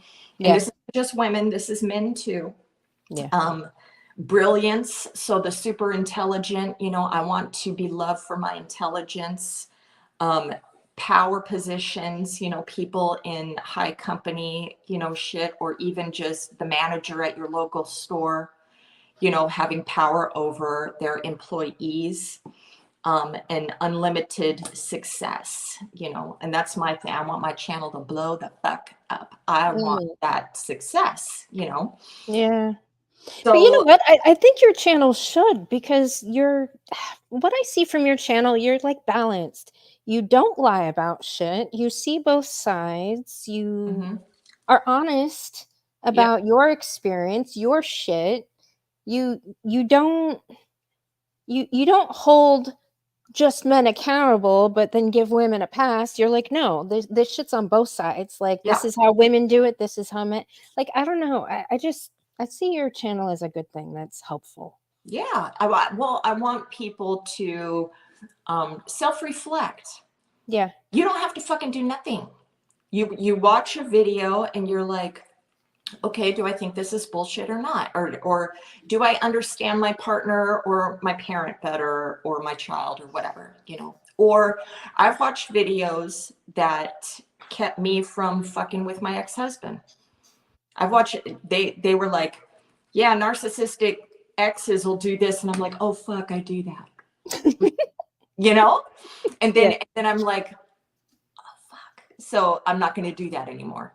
Yeah. Or one time I was a total fuck, I was just attacking the shit out of my ex-husband. I was drunk and I was attacking the shit out of my ex-husband through text or whatever, and he was gray rocking me. And Wait, what's gray rock? it worked. It's when you don't give any energy back and you're just like, okay, or I understand, or or even you're not defending yourself. Mm. So you're not fighting back Yeah. because I want the fight. Yeah. So if you don't fight back with me, then my energy just deflates like a balloon. It's like Yeah. I'm going to find somebody else to fight with, or I'm just not going to attack you anymore because you're not going to let me feed off of your emotional, give Yeah. back, Yeah. Yeah. Yeah. Yeah. So Okay, so that has a name, gray rock. gray rock, yes. So having boundaries and not taking part in the emotional combat is called gray rock. Yes, that's why gray rocking is really good when you're dealing with a parent that you're not willing to go no contact with. Mhm. Maybe you have grandkids or something. A lot of people don't want to go no contact, so you just gray rock. You just, you listen to what they have to say, you listen to their criticisms, you listen to their belittling, and you're just like, okay. I mean, what? So what is it called when you refuse to listen to it and you just say, fuck off, leave me alone? Well, What's then that you go called? no contact. But if Okay. you're going to engage in a fight, Yeah. they win. That's Yeah. what they want. I know. And then they can play the victim. Now, Right. I used to do that when I was younger, and I didn't know I was doing that. It was so automatic. I'm going to come and criticize you. Uh-huh. You're going to stick up for yourself, and you might criticize me back. And then I'm going to play the victim. You're going to feel bad, and then you're going to apologize to me. But I started it. I started it. You see? Okay. Right. Okay. So, Oh, wait, Sarah. We have like 15 minutes before the time that you said you had to go. I'm okay. My appointment last night fucking canceled, and then I didn't want to tell you because I didn't want you to have to change the time and shit again. Oh, no. Okay, good. All right. So believes they are special and unique and can only be understood by other special or high status people. So if I think I'm the baddest in the world, and you're not going to see me hobnobbing with lower level people that I believe are lower level. Okay. And this is why when I'm going after a new relationship, I want power couple status. I want to be proud of my man and to say, this is my man. So wait. Is that not normal? We want to be proud of our men. Not everybody. So some people will go after lower so they can be higher above. Okay, that's not healthy though. That's a superiority complex that they need in their life. Wouldn't you think it's normal and healthy to be proud of your partner? Fuck yeah.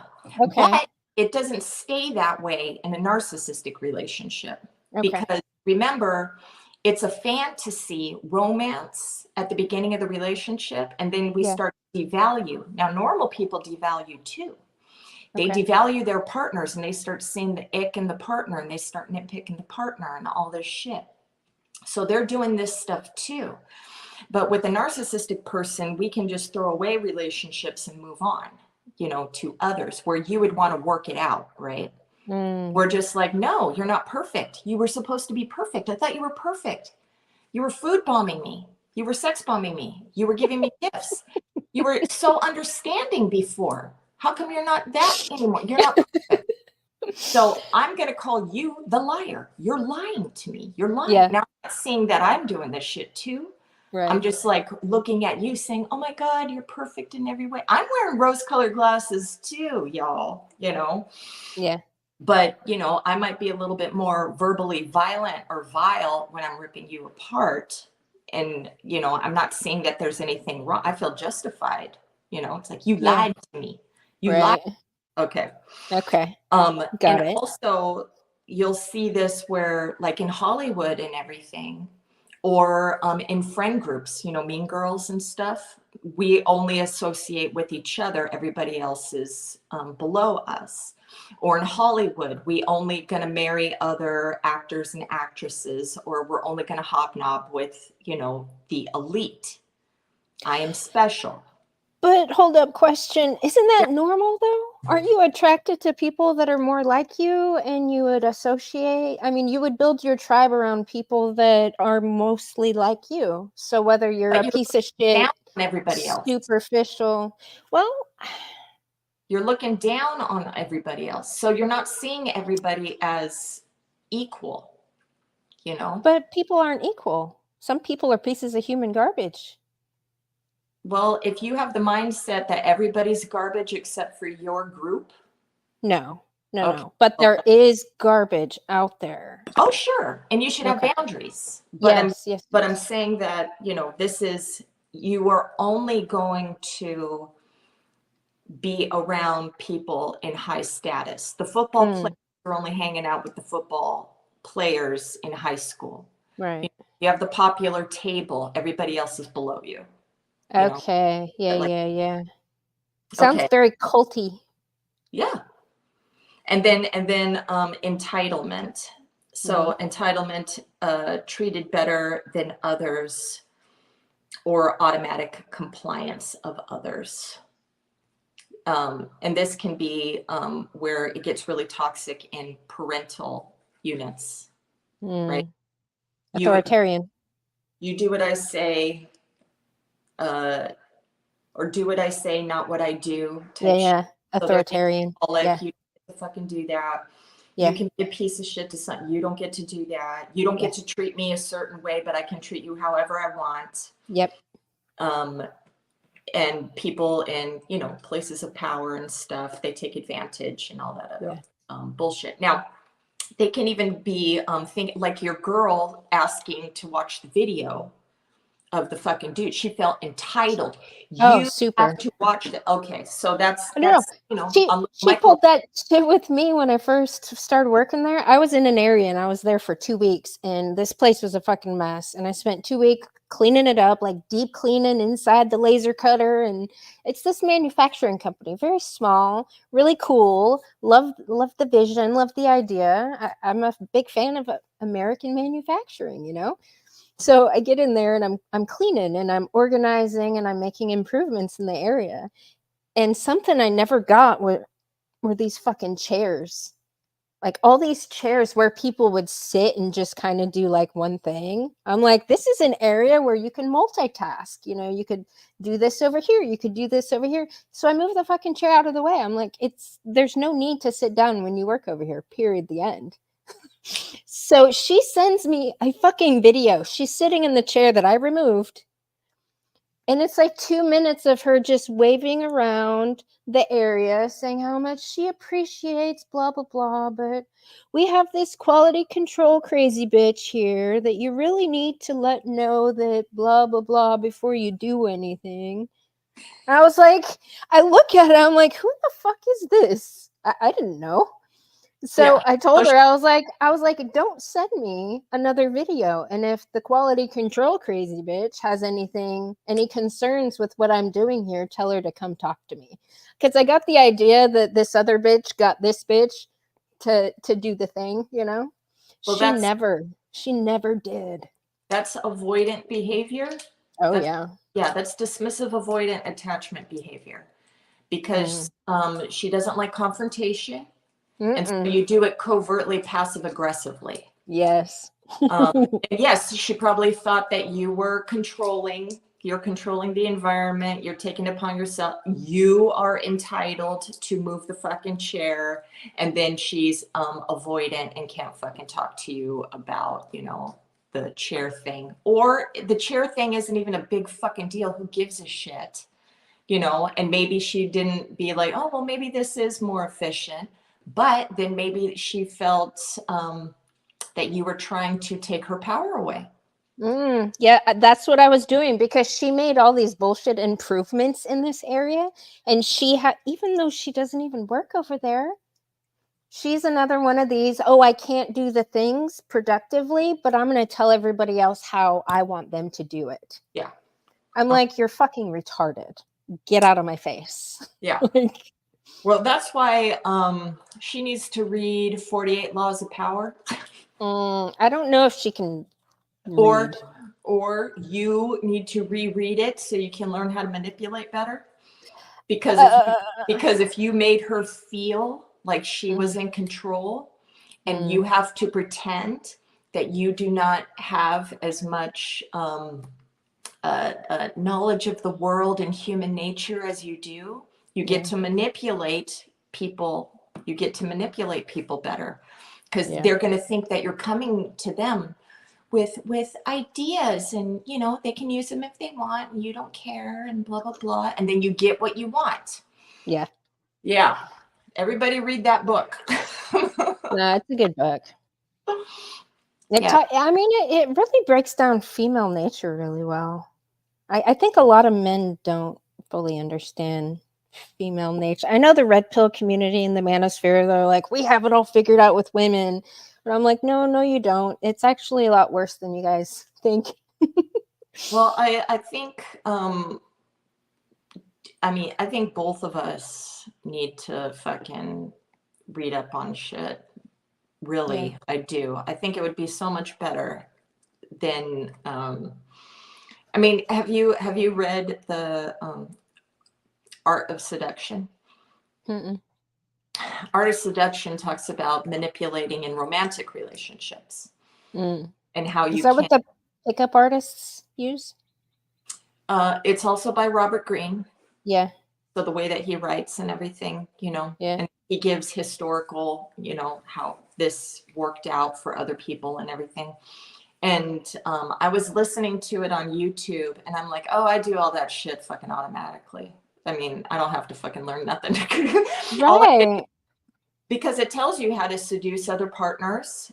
It tells you how there's different types of men and different types of women who are different seducers, and the manipulative tactics that they use to get you into a relationship with them, attached to them, or trauma bonded to them. And I'm like, oh, well, I already fucking knew that. Because it's just my human nature, you know, how I had to grow up. I had to manipulate my way in a toxic environment to get my needs met. So, and then you learn as you grow up too, what works and what doesn't, you know, type shit. And, you know, it teaches you about intermittent reinforcement, you know, to get somebody attached to you. You give them lots of attention, you take it away, you breadcrumb them attention, you take it away, and they become very attached to you. Instead of having strong boundaries and being like, wait, I'm noticing a pattern of behavior. People rely too much on what people say. And not what they do. Actions instead of their actions. Behavior is language. Only pay attention to their behaviors. Who gives a flying fuck? Oh, I want to do this and this with you, and I want to create blah, blah.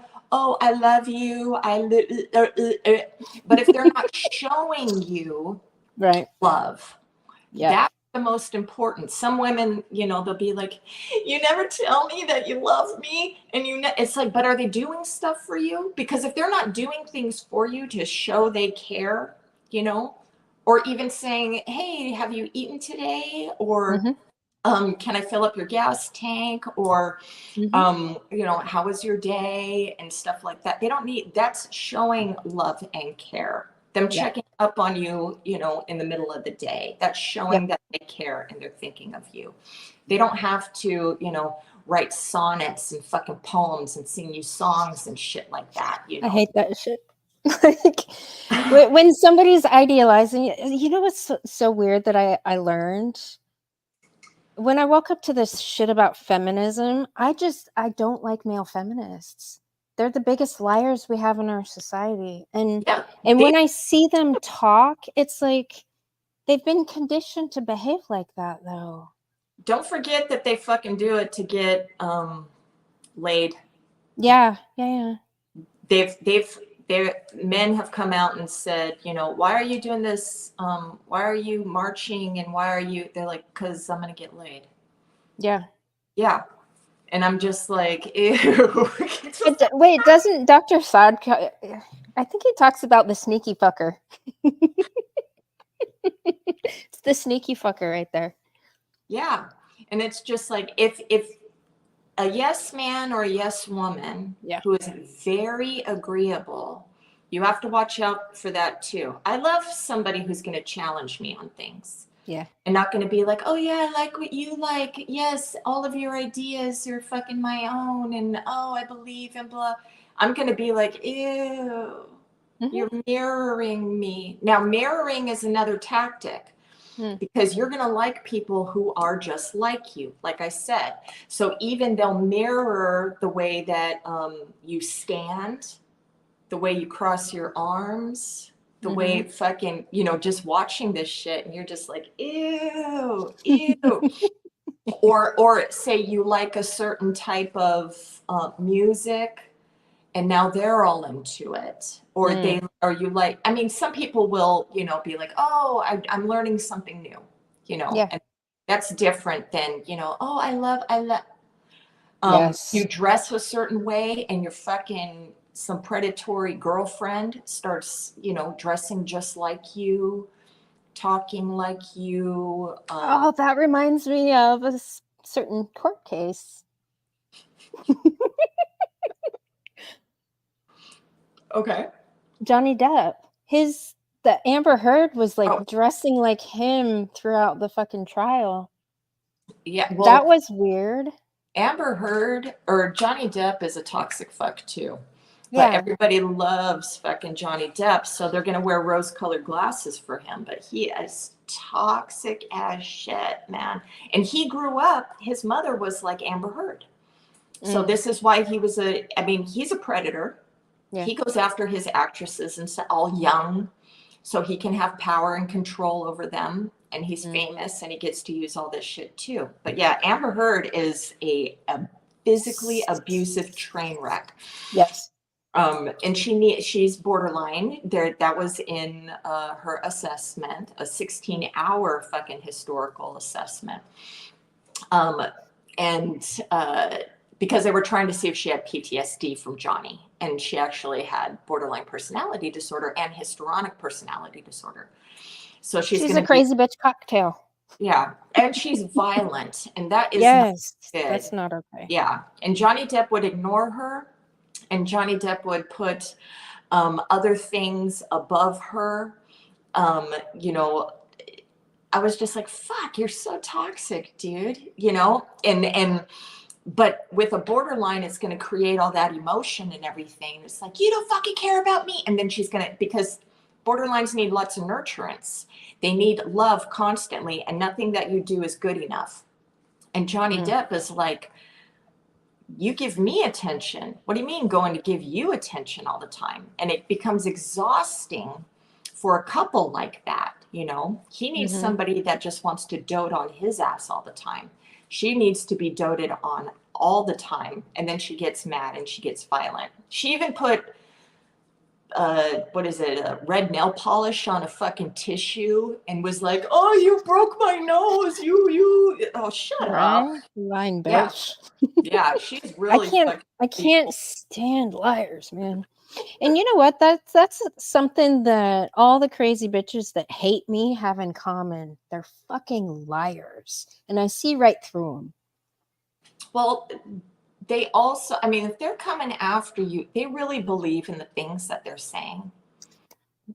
Yeah, they believe this shit. Please tell me how, because I don't get it. I don't know the whole story.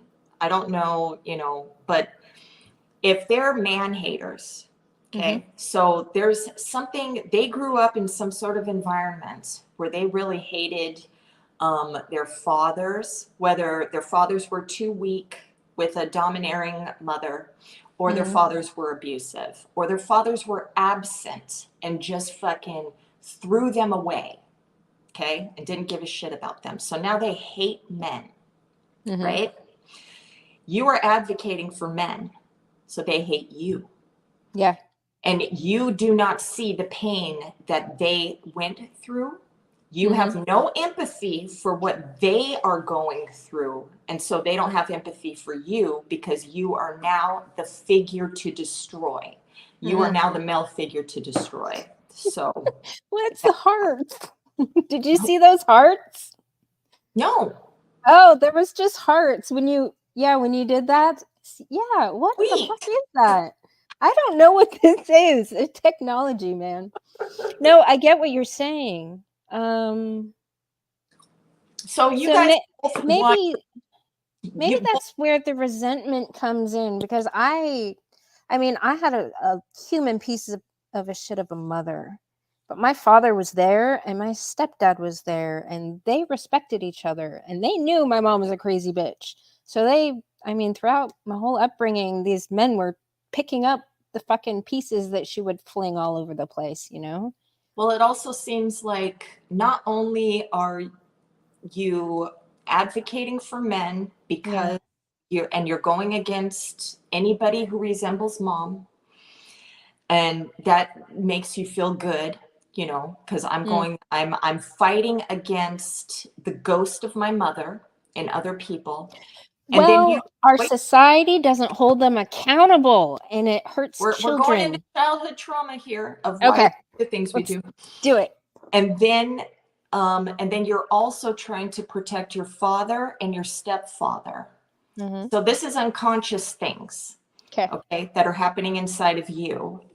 And this is why, you create this movement. So no, I'm going to fight the evil, and I'm going to protect the people that didn't protect themselves. So that's what you're doing. And these women have the opposite view of I'm going to, so that's why you guys are fucking fighting. It's like, I know.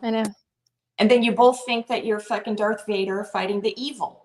You both are fighting the evil, and both of you guys want your feelings validated, and both of you are like, fuck you, no, I'm right. You're wrong. Yeah. So that is why they keep coming after you, and why you are going to fight back against them. And they're gonna lose. Sarah, they're gonna fucking lose. I'm sorry, because they're wrong. You shouldn't go around society fucking abusing people. Period. The end. Our society should hold women accountable like they hold men accountable. Everybody should be held accountable. Yes. Everybody should self-reflect. Everybody should, but like I said, also, if there's a lot of people like me out there, they're not going to be able to empathize. The blinders are on. And they only see the goal, and who are you if you don't have a demon to fight? Who are you? What are you going to do if you don't have a demon to fight? What if everybody started to get along?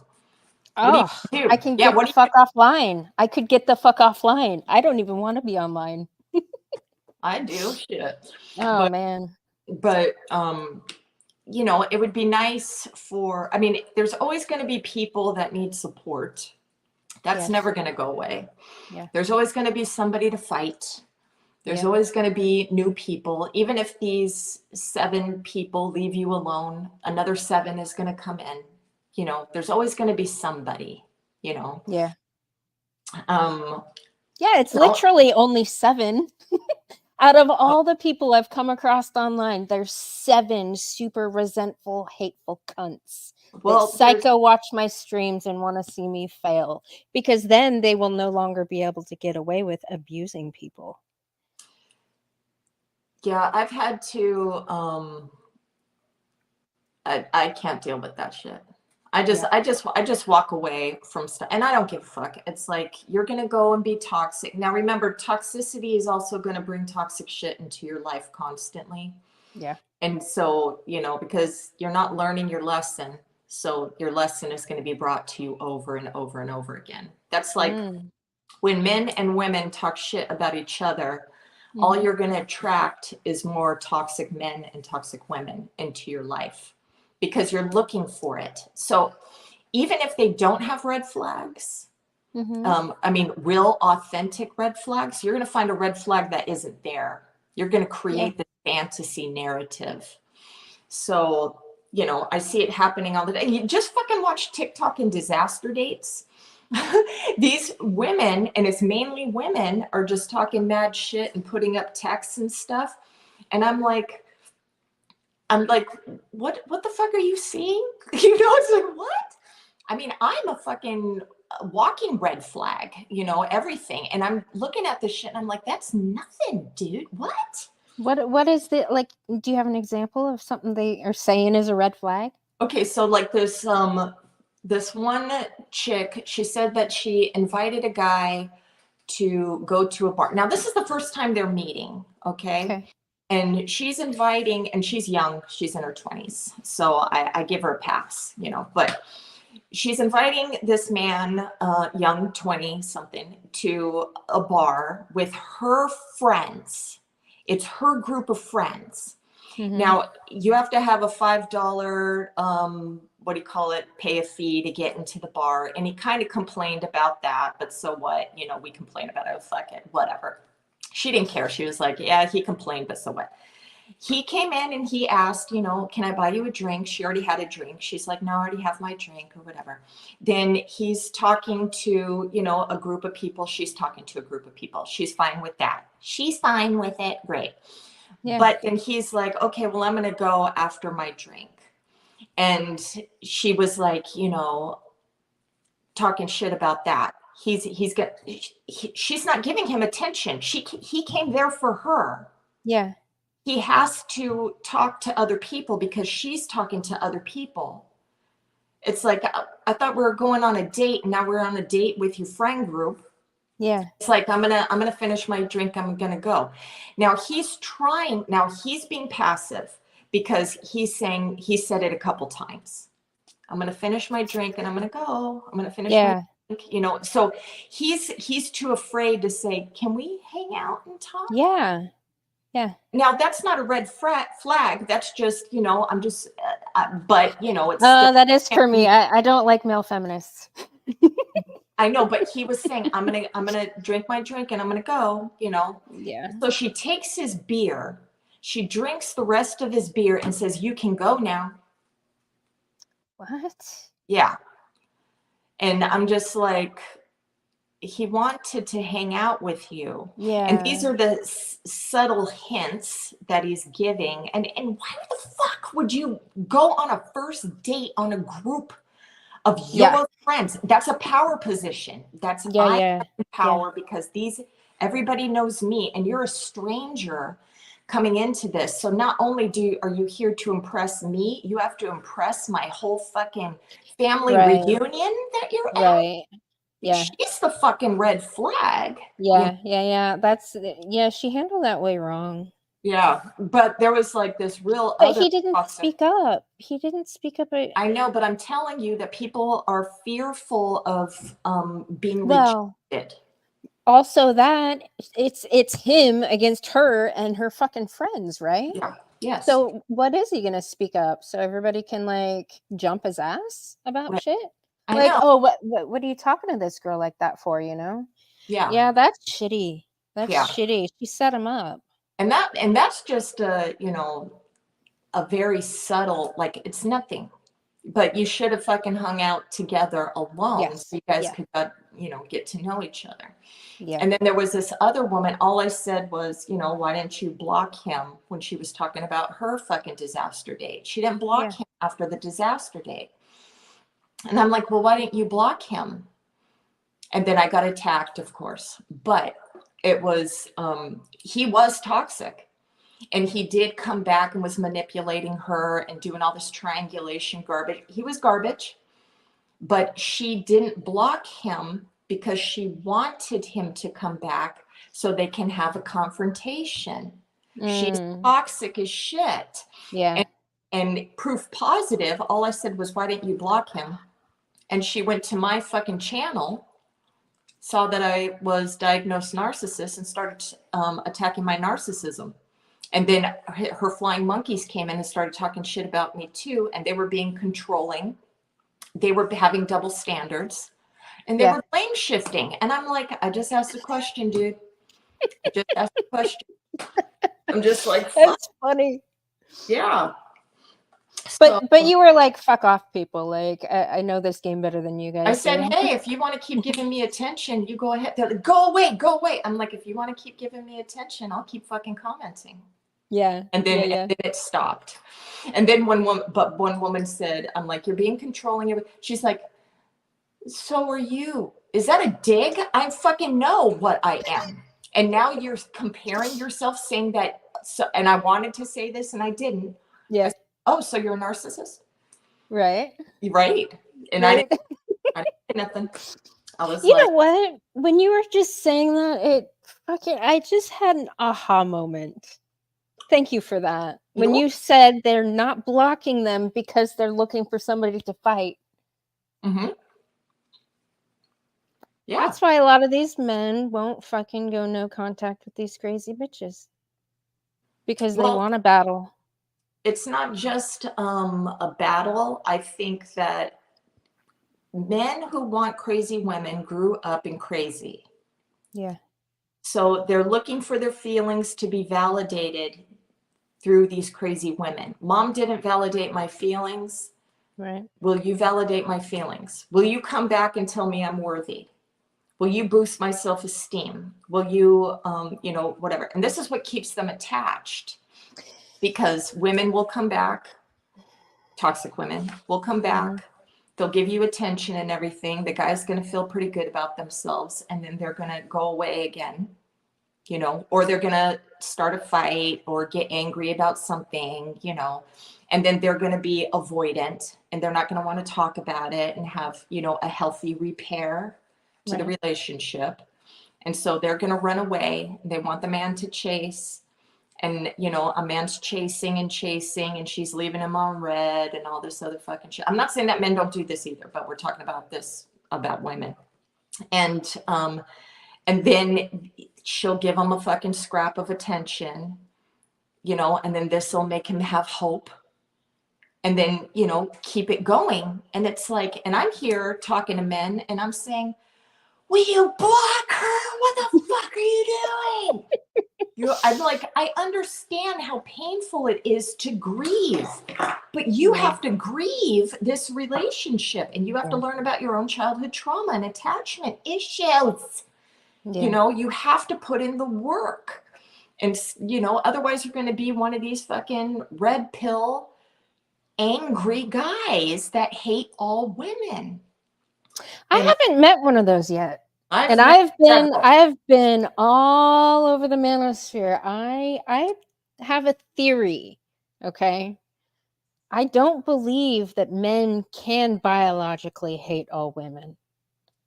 You have not fucking went into the red pill community, dude. Which one? I've been to all of them. Or men going their own way. Yeah. They hate women.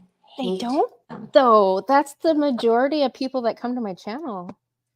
No, they fucking hate them. They're coming to you because you're advocating for them. They're idealizing you. You're the only woman. You're almost like this goddess of defending, their rights. And they're just like, thank you. There's one woman out there helping me. That's not quite the energy that they come with. They come for conversations on my channel. I promise you, you're fucking hot, dude. They're coming to get that reassurance from a hot fucking chick. I'm telling you, yes, they're doing it. Guys come to me. They talk about their fucking exes. I have calls with them and everything. They get drunk and they want to fuck me. Yeah. They Sounds want like to PUA fuck you, behavior. honey. They want to fuck you, honey. Sounds like PUA behavior. But they appreciate everything that you're doing, but they want to fuck you. I'm telling you. Well, I have devoted myself to the Lord. Okay.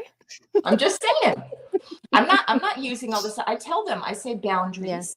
Yeah. I'm No, here I have really good boundaries with a lot of these guys that respect it. It's just more the message and the stuff that they talk about that I've listened to. Men have their own issues and their problems. Yes. Yeah. They do. They but do. they secretly underlying, yes, they have a resentment. So hate's a strong word. I love black and white thinking. They but hate feminists. They hate feminists. They hate man haters. They hate abusive women. They don't hate all women. I promise you. If they are coming to you, they're having issues with women. So they do hold resentments towards women. People come to me, they fucking hate their goddamn ex-narcissist woman, and they appreciate me. And a lot of them want to transfer all of their want of validation and everything onto me. You know, everybody wants to fucking date me and shit because they're like, oh, I wish my narcissistic ex loved me and took responsibility. I am their poster girl of crazy that takes responsibility. Men like crazy. They want that takes responsibility. They don't want the good girl. They want the bad girl. I do that thing you like in bed. The good girl is just going to lay there in missionary style and shit. I'm not. They want crazy. This is why men will have a good girl at home and cheat with the bad girl, you know? Or women will have the good guy at home and cheat with the bad boy, you know? So, yeah. I ain't no fucking pick me, dude. I'm throwing everybody under the bus, man. Everybody gets to get thrown under the bus and take responsibility for your own shit. And I don't trust anybody. So this is why I'm always critiquing everyone. Yeah. When people get too chummy with me, then, you know, I'll bring to attention, well, hold on, let's look at you in this part, you know, here. Now, people don't like being criticized.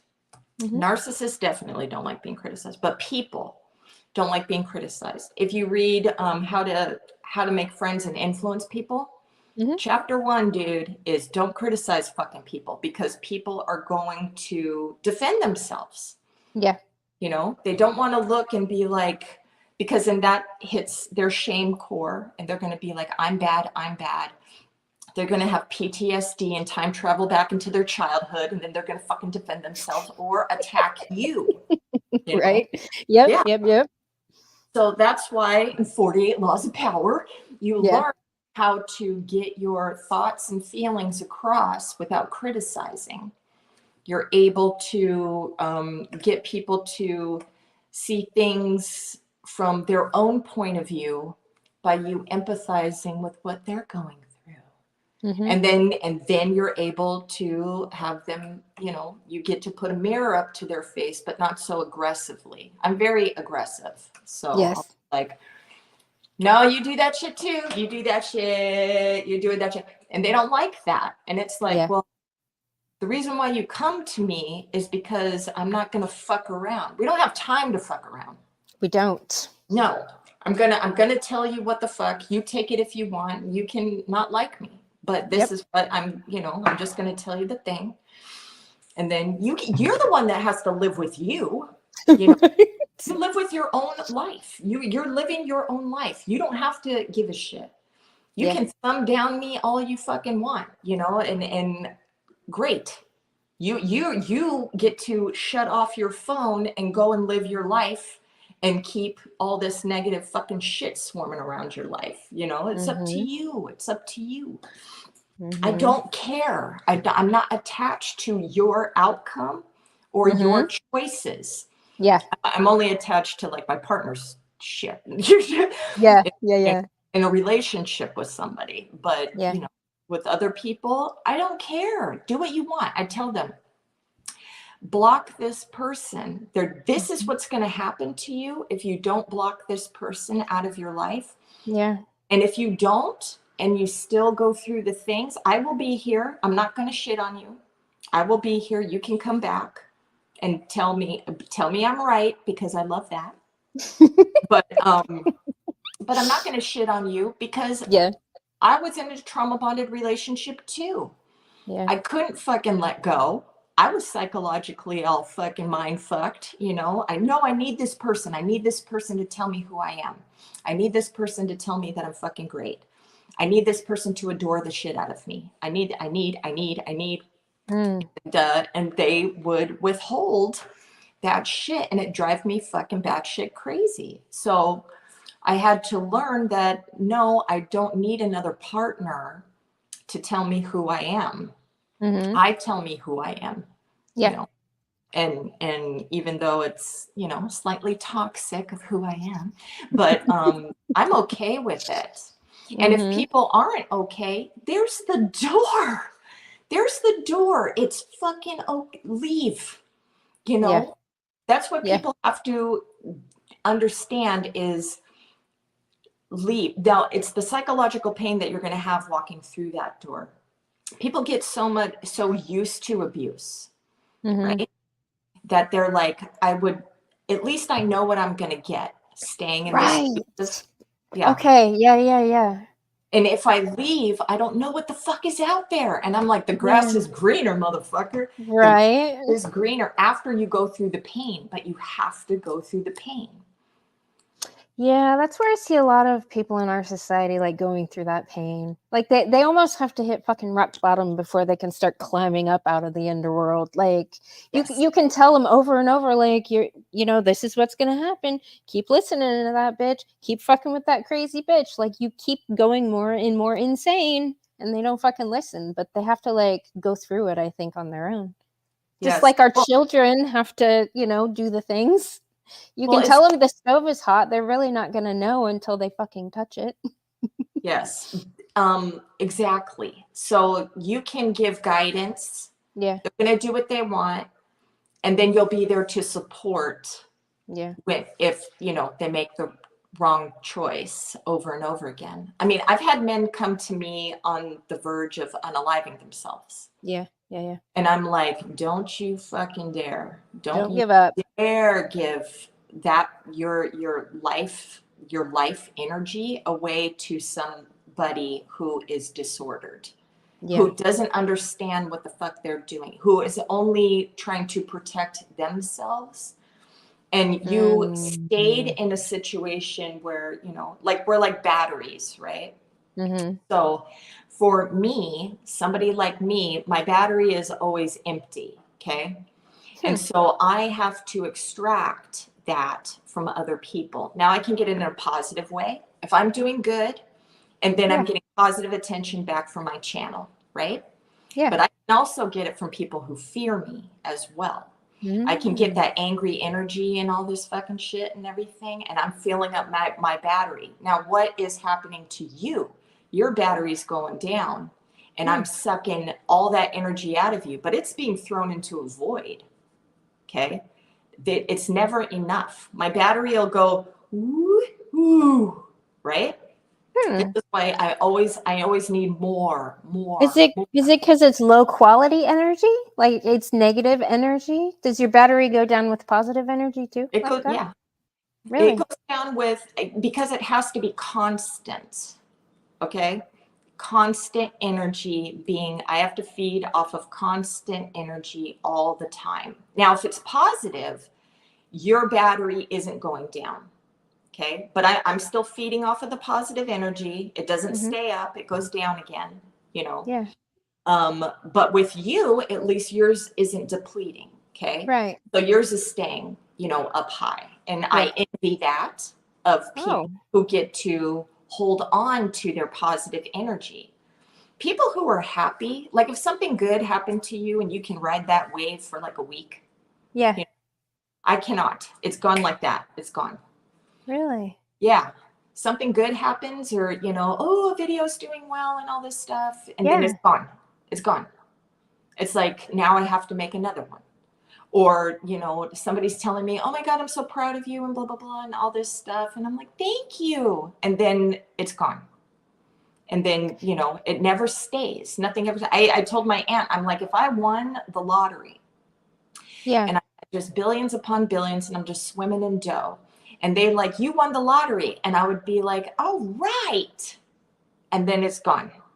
And then I don't. How do you know you haven't won the lottery and you No, haven't had that before? if I was stable, you know, in my environment, because I have been stable. I was in a Yes. fucking marriage where I was stable. We had money. Yeah. We both had our own car. I didn't have to use coupons.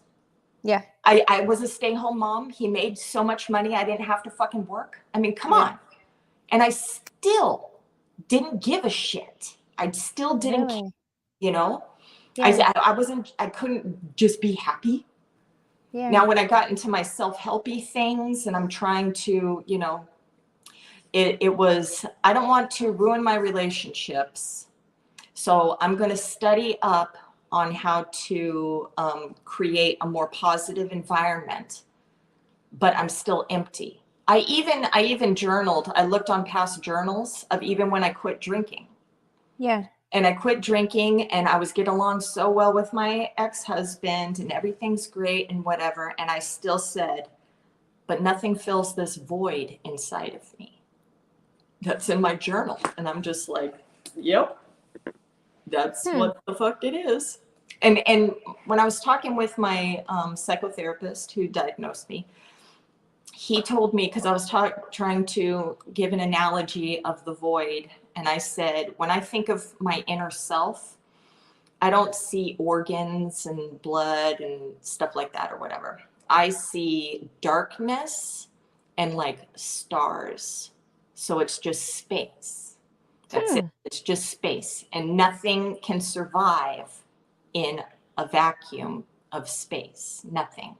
And he said that another person gave him an analogy that the guy's walking in the snow and he sees a happy family, you know, like at Christmas and the big picture window, and they're all having fun and a good time, and there's a fireplace, and he's always standing outside of that house, that he can never get in that house. That's how he felt. Is that his house though? No, it's just an analogy of he's never going to have that connection, that warmth. He feels like he's always going to be in this solitude of himself, you know. Yeah. And that's what it feels like. But I feel like this flat line of nothing. Like I said, it's like a blip, you know. Oh, and then something bad happens. Blip. Okay. Brr, you know, flat line. Everything's just a flat line, you know, until you get these little blips. So anyways, so that's why I'm funny. That's why I'm. I know. I think you're funny. You remind me. I mean, most women aren't funny, but I know a few women who are funny, and it's like the ones that can make fun of the ridiculous people all the time. Yeah. Those ones, the ones who almost, you know, will act it out, you know. Yeah. I make fun of myself too all the time. You know, it's, if you can laugh at yourself, you know, and then you laugh at the world and everything is just a fucking joke, you know? Yeah. So, and then it keeps you from being depressed, you know, or, you know, yeah, being depressed. Depression's a real fucking thing. Yeah. And, I'm just like, this is fucking stupid. This is, or I'll, you know, I'll make a joke or I'll talk shit, you know, about something and whatever. I'm just trying to fill the hole, and then, you know, and then I'll drink if, you know, sometimes I'm just like, all right, I'm going to go get some vodka. I am so fucking bored, because chronic boredom is another thing. Chronic boredom. I never, okay, please dissect boredom for me, because I can't remember the last time I was actually bored. I have a list that I have so many things I would love to do, and when I have the time to do them, I do those, and I Well, don't get bored. I don't get it.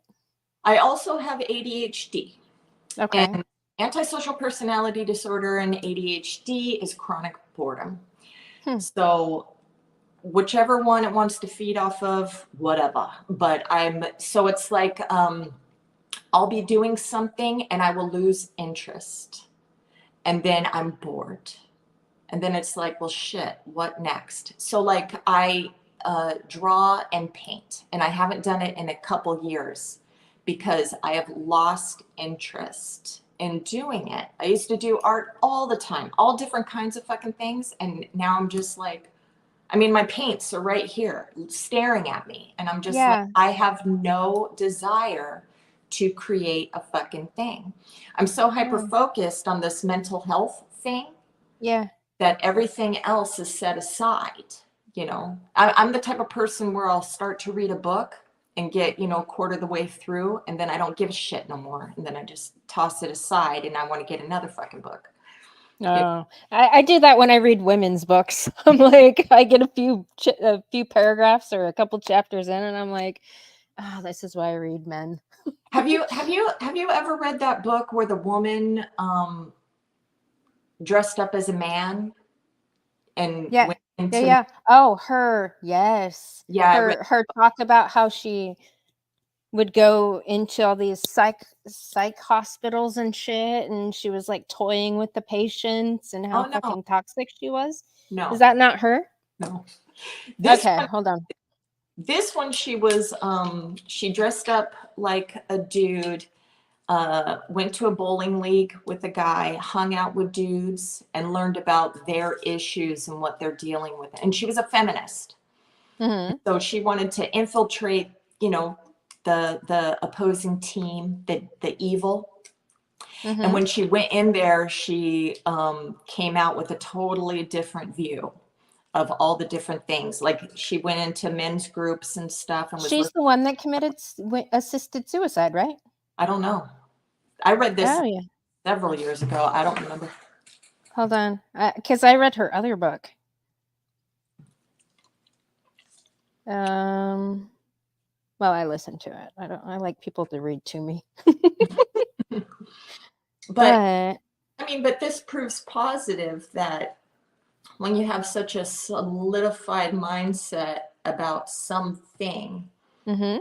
and then you allow yourself to listen to, other stuff. It's very difficult though when you're like, well, I'm not going to do the black and white thinking. You see, you can't do the black and white thinking when you get into that space, because it's like you have to dig through all the hate and then get below and be like, okay, well, why is this happening? Why do you feel this way? And then you can understand a lot more shit, like Mhm. women couldn't have their own property, their own bank accounts, they couldn't get loans, nothing until the 70s. They Mhm. always had to have a man, do that shit. So that's a good thing. That's a good movement that we were able to, get that fucking done for us. But then it starts getting into those different waves of toxicity that it's like, can you just appreciate what each other brings to the table, man? Because Right. this is crazy town, you know? Men built our country, I know. and And they you're keep you're everything going.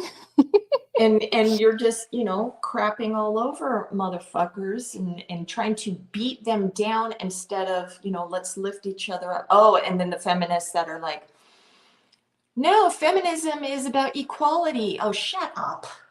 It's about Mm. it's about emasculating guys. Shut up. Yeah, Treating it's people female like supremacy. yeah.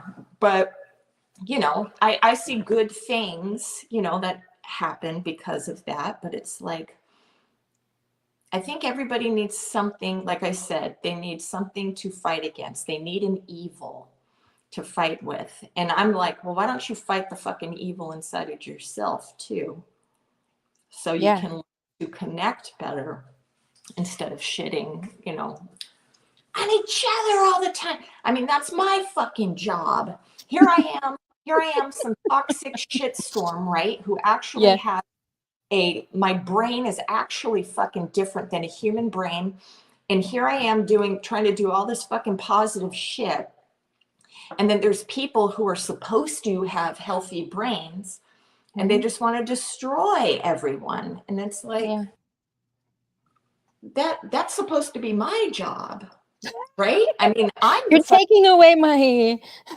I'm the one that's doing all the fucking good shit. I mean, are we living in the upside down? I mean, Yes, you we know? are. That's why I think a lot of this psychology shit is bullshit, because I see they pathologize fucking boundaries and proper human nature, and they want to erode people's fucking boundaries and make them put up with bullshit.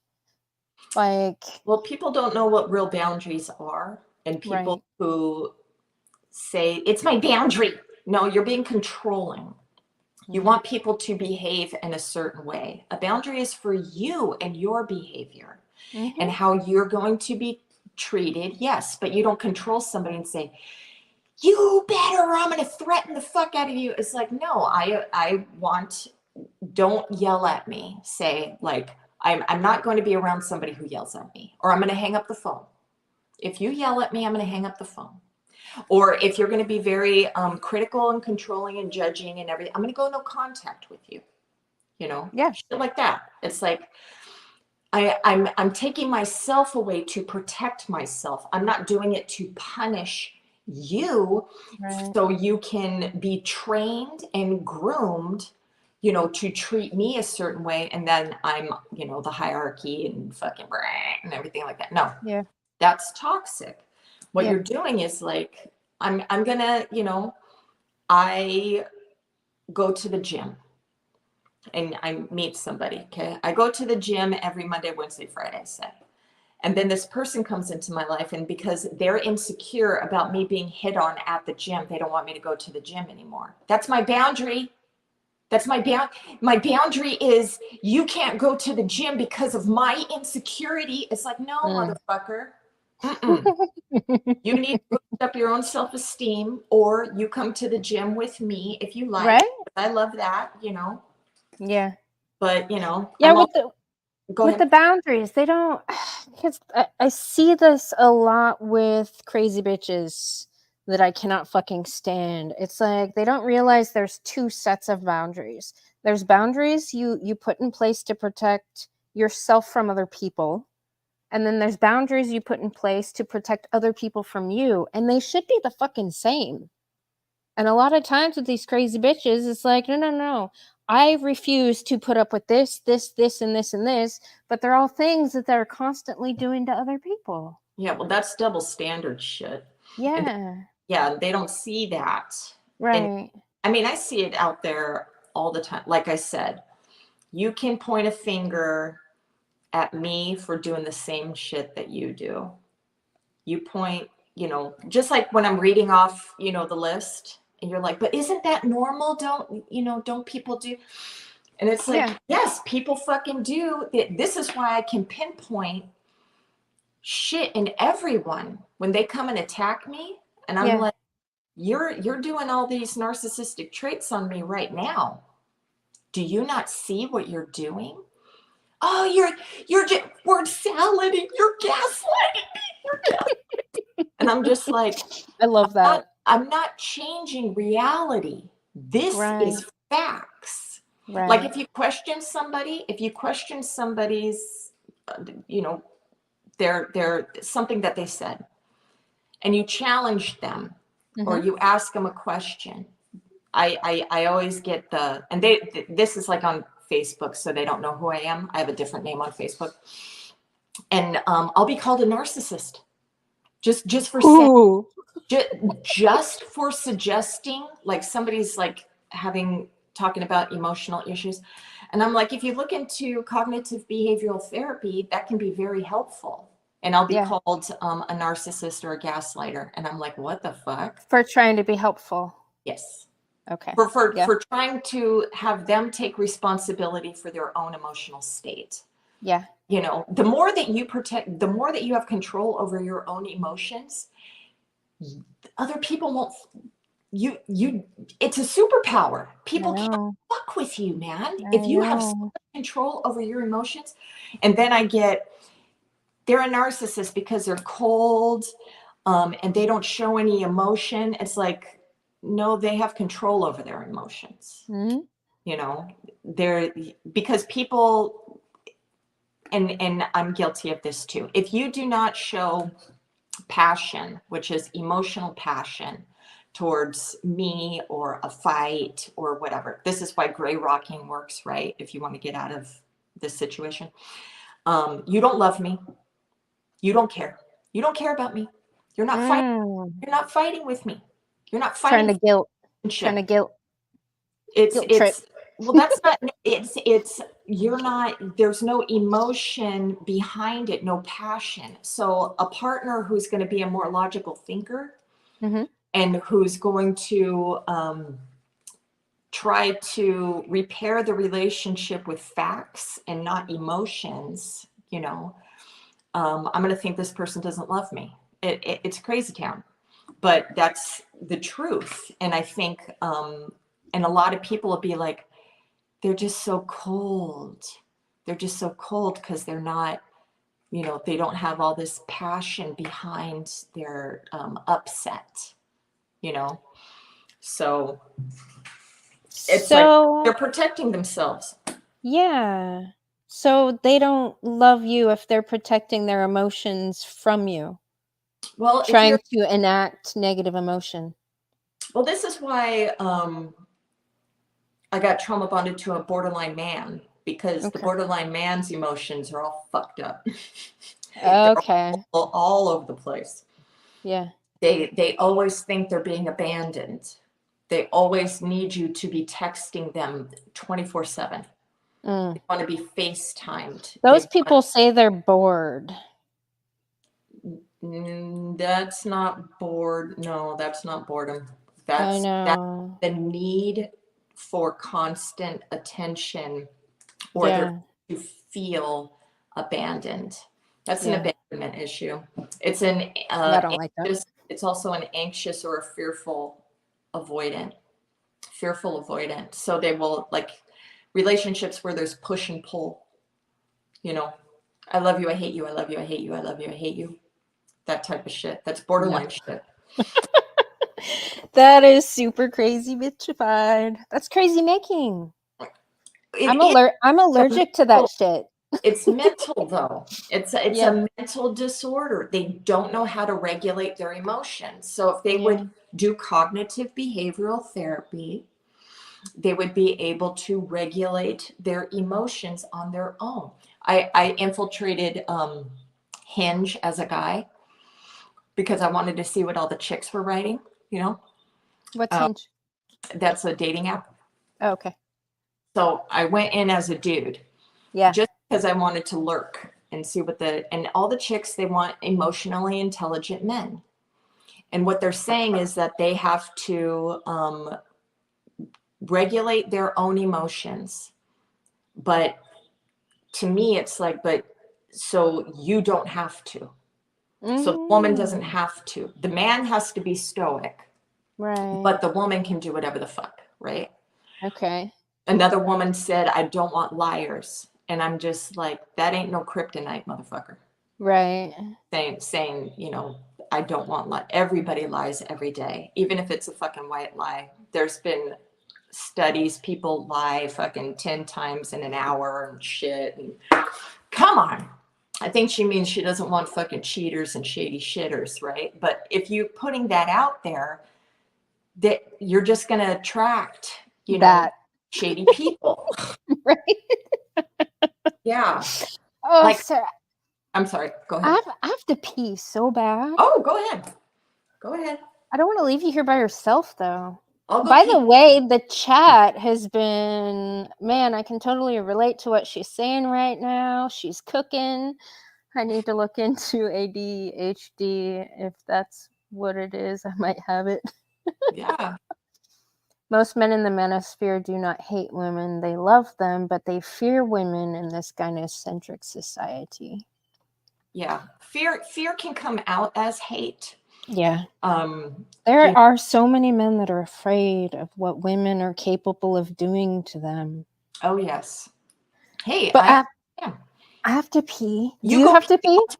I'll go. Oh, I'll talk about ADHD while you're gone. How's that? okay. Okay, cool. Thank you. I'll be All right. right back. Okay. So when I found out that I had ADHD, this was, and I got told I had ADHD at the age of 50, and I was like, holy shit, this is like opened up a whole new world for me because I'm very forgetful. I'll think that, like, if I move something on my own, I will think that somebody else moved it because I don't remember moving the thing. So a lot of people will start thinking that I'm gaslighting them, but I'm thinking you're gaslighting me. You're the liar. It's crazy, right? Then there's the chronic boredom. There's also people with ADHD have mood shifts. They're easily angered. Um, what else happens with us? um, oh, you'll also think, or your partner will think that you're future faking. Because say that you're like all excited about doing something, right? And so you're going to make plans and you're going to research, or you're going to be like, oh yeah, I want to do that. And then you're done being hyper focused on doing the thing, and you don't want to do the thing no more. So you don't care about it anymore. And then your partner is still wanting to do the thing, and you're just like, yeah, I don't want to do the thing. And so they're going to call you a future faker and stuff. Or you just forget. And like I would tell my son, he wants to go to the zoo. And my son is 18, he has autism. And he would say, I want to go to the zoo, blah, blah, blah. And it was like during the shitty weather or whatever. I'm like, okay, when the weather gets good and everything. That was like 6 months ago. And I totally forgot about it. Every once in a while, the zoo thing will come up in my head, and be like, oh shit, I got to take him to the zoo. And if I don't write things down, they're gone. They're gone. I have notebooks, I have planners, everything everywhere. I can't, I know this about me now. So I'm not going to read your message until I'm able to text you back. Okay. Because I don't want you left on red. But in the past, if I didn't know I had ADHD, I might leave your ass on red, like saying, oh, who messaged me? And then I'll forget that you messaged me. And then I don't message you back until like 6 hours later because I fucking forgot that you texted me. So that shit too. So it's good to, see these things about the people in your lives if they have, because a lot of things look like narcissism and they're not. Even OCD looks like narcissism because it's an anxiety disorder and they're very controlling. They want to control their environment. I need things a certain way. And then they get angry if you're fucking with their shit. My ex-husband had OCD, and he had to learn. It was like The Odd Couple. He had to learn that I'm a messy motherfucker. And he would get mad at me, and I didn't care. I didn't give a shit. He would get mad at me. I'm drinking his favorite cup, right? He's fucking Sheldon and shit, and I'm drinking out of his favorite cup. But he's not going to drink out of that cup until the weekend. And he's like, my cup is dirty. And I'm like, it's going to be clean before Saturday. Don't worry about it. Or he would say, the dishes are dirty. And I'm like, do they always get cleaned? If it's bugging you that much, go wash the dishes. You're not going to fucking use your anger to control me because you have an anxiety disorder. It's not happening, brother. But I had to be, in my relationship with my husband liked to use anger as control. And so he had to learn that it's not going to work with me. So we can have a discussion, about whatever the fuck that is. But I had to read some self-help books, so I stopped fighting back with him. Yeah. I had to read I had to get into my feminine energy a little bit. Yeah. And because I'm going to want to control the narrative.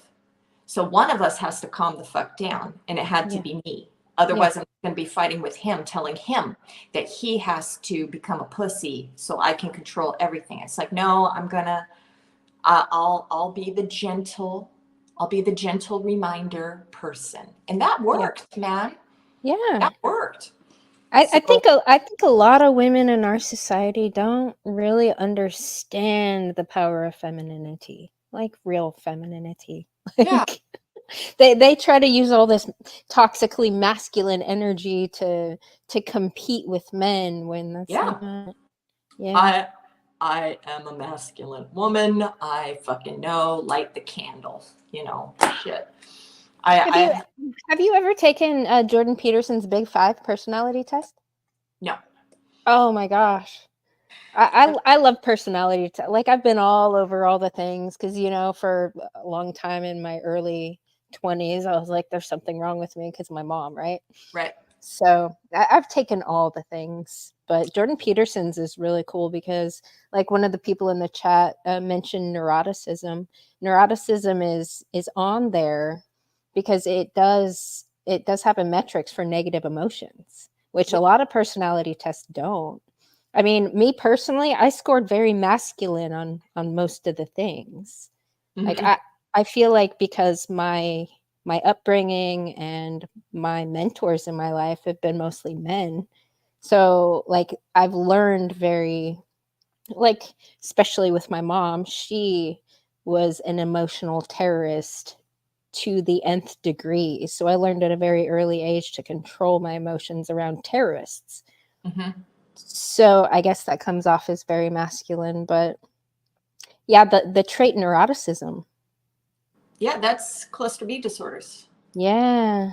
Yes, they are because it's a one psychotherapist once said it's a defense disorder, Yeah. which, like I said, very hypersensitive, and we're always time traveling back to the past, bringing that experience into the present moment, and then attacking the threat. So if you were a Yeah. kid and you couldn't attack the threat when you were Yeah. younger, so say with you and your mom, and you Yeah. couldn't attack the threat when you were younger, well, you get to attack every fucking threat now as an adult.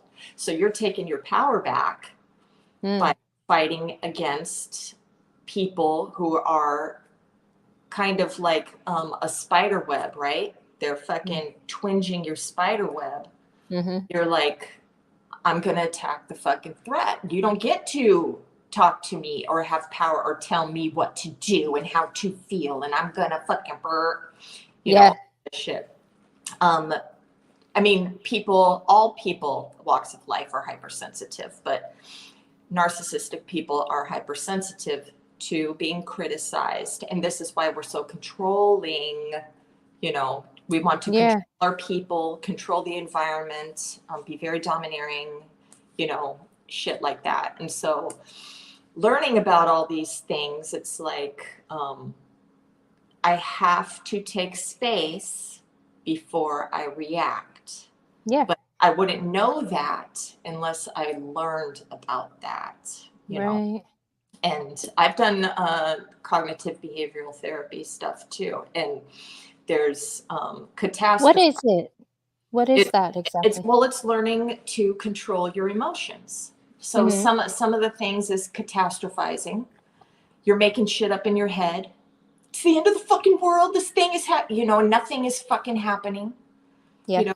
It's basically you really need to bring yourself into the present moment and think before you react. And black and white thinking. Mm-hmm. It's the situation is all good or the situation is all bad. You don't see any gray area. Right. Why people will, first you're a good person.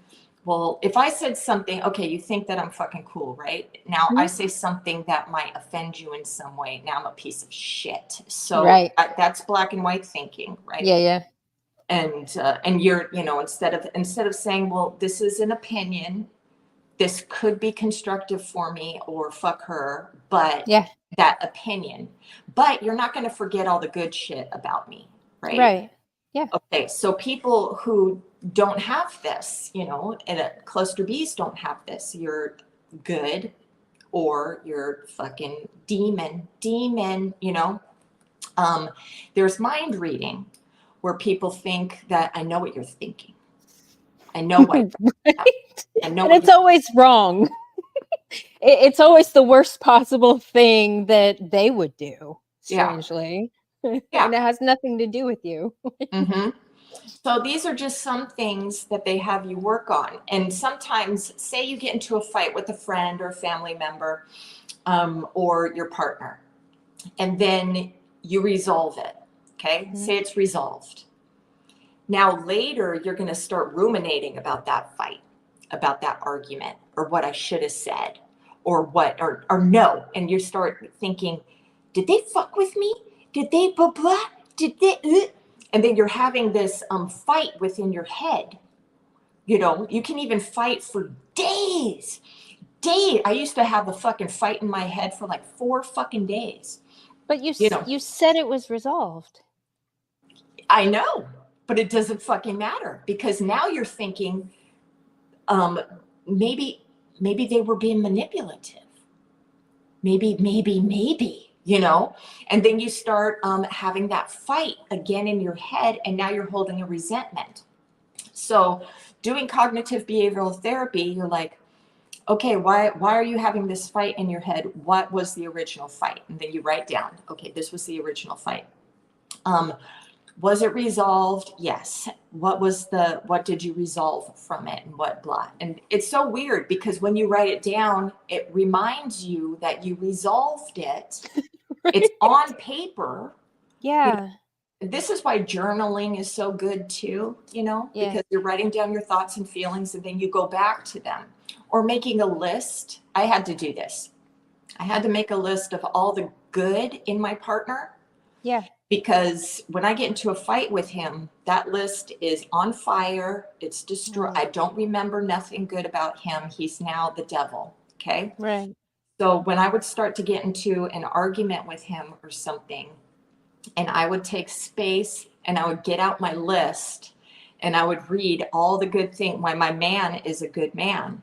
Yeah. And then I would calm down and remember and be like, okay, this isn't worth it. This fight, I'm making a mountain out of a molehill, Yeah. because it's not cheating. It's not some deceptive fucking nothing. It's usually fights are over dumb shit, Yeah. And so I would have to read over the list and go, okay, I remember why I love him. So I'm going to calm the fuck down, and then get into the reasons why I'm angry. And usually the reasons why you get into a fight with somebody have nothing to do with the actual problem. Now, I'm not talking about cheating and shit like that. Right. But like, how somebody will be angry about the dishes, or why is the dish dirty? Why do you always throw your towel on the floor? Why you always fucking do? And then you're angry about this person, and then it's like, I'm not angry about the towel. I'm angry because I don't think he thinks that my feelings matter. Hmm. And then it goes really deep into that because that's going to be the whole relationship. Does this person care about my feelings?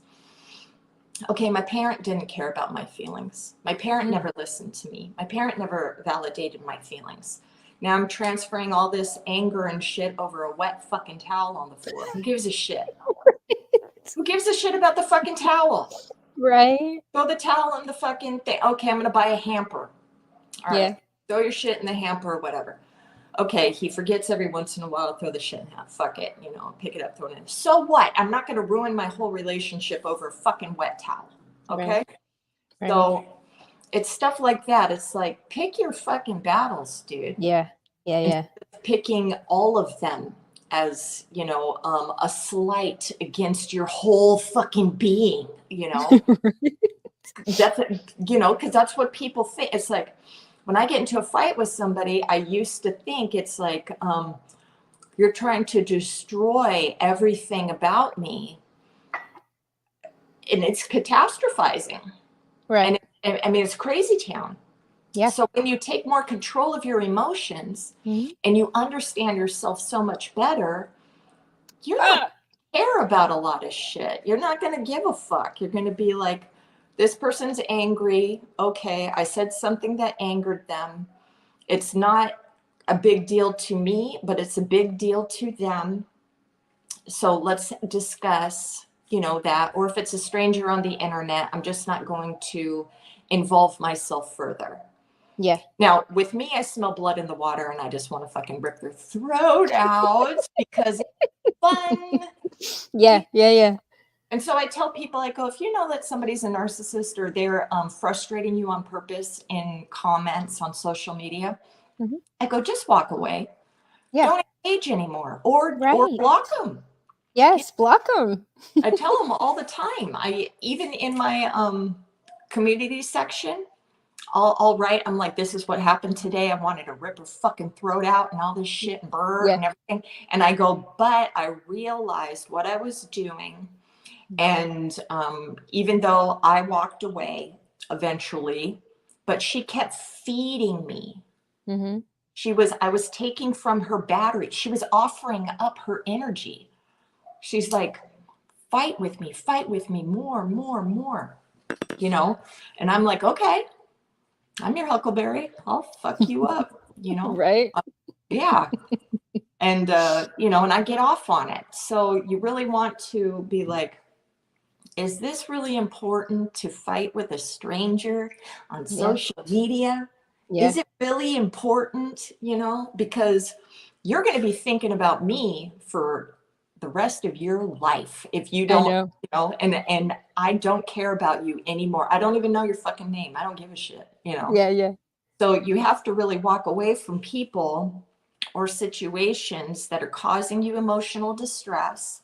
Mhm. Don't think that I no, they're gonna think I'm weak. Oh, fuck that shit. Just you're protecting yourself. Are you kidding me? That takes You're the better, strength. you're the better person. Yeah. You're the better person because you didn't let my infantile bloodlust, come and get you. You Right. like, Yeah. I'm not gonna. But if you are a confrontational person, we're gonna fucking fight, I come along other fucking narcissistic people that don't know that they're narcissists. Mhm. And yeah, it's funny. And then when you start fighting with somebody and then you start making excuses for yourself, I won. I won.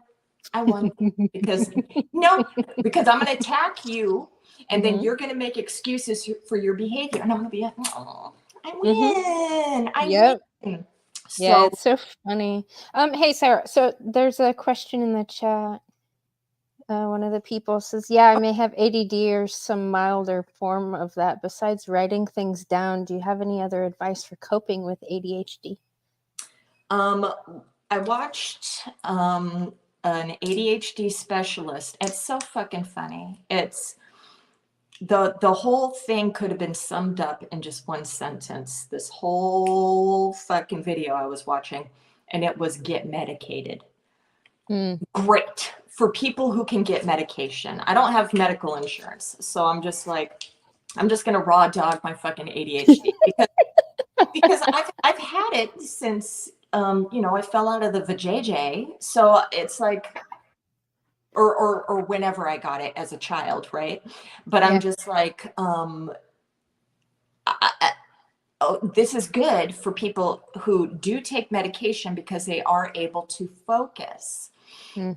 They're able to focus on the shit that they're bored with. That's another thing is somebody with ADHD who gets bored so easily, and we're impulsive, and this is why you'll see me changing subjects, like when we talk and then I'll veer off into something else and start Oh talking yeah. about that and veer Yeah. and veer and veer. Yeah.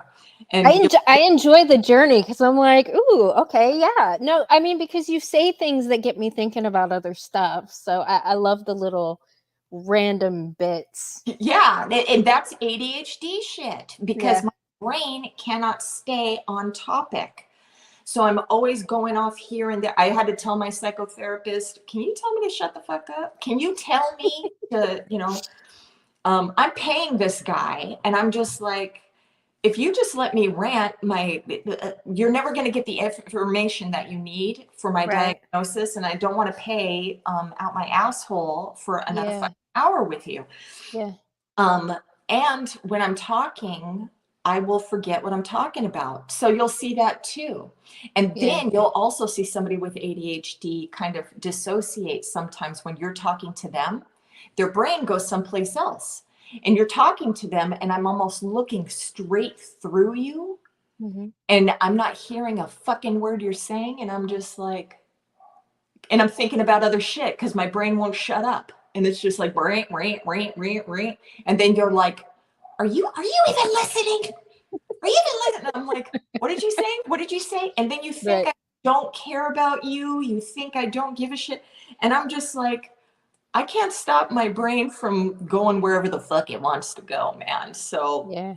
that's another thing. And then, people start trying to tell their partners they have a mental illness because they're not listening to you. It's like, no, they just got ADHD, man.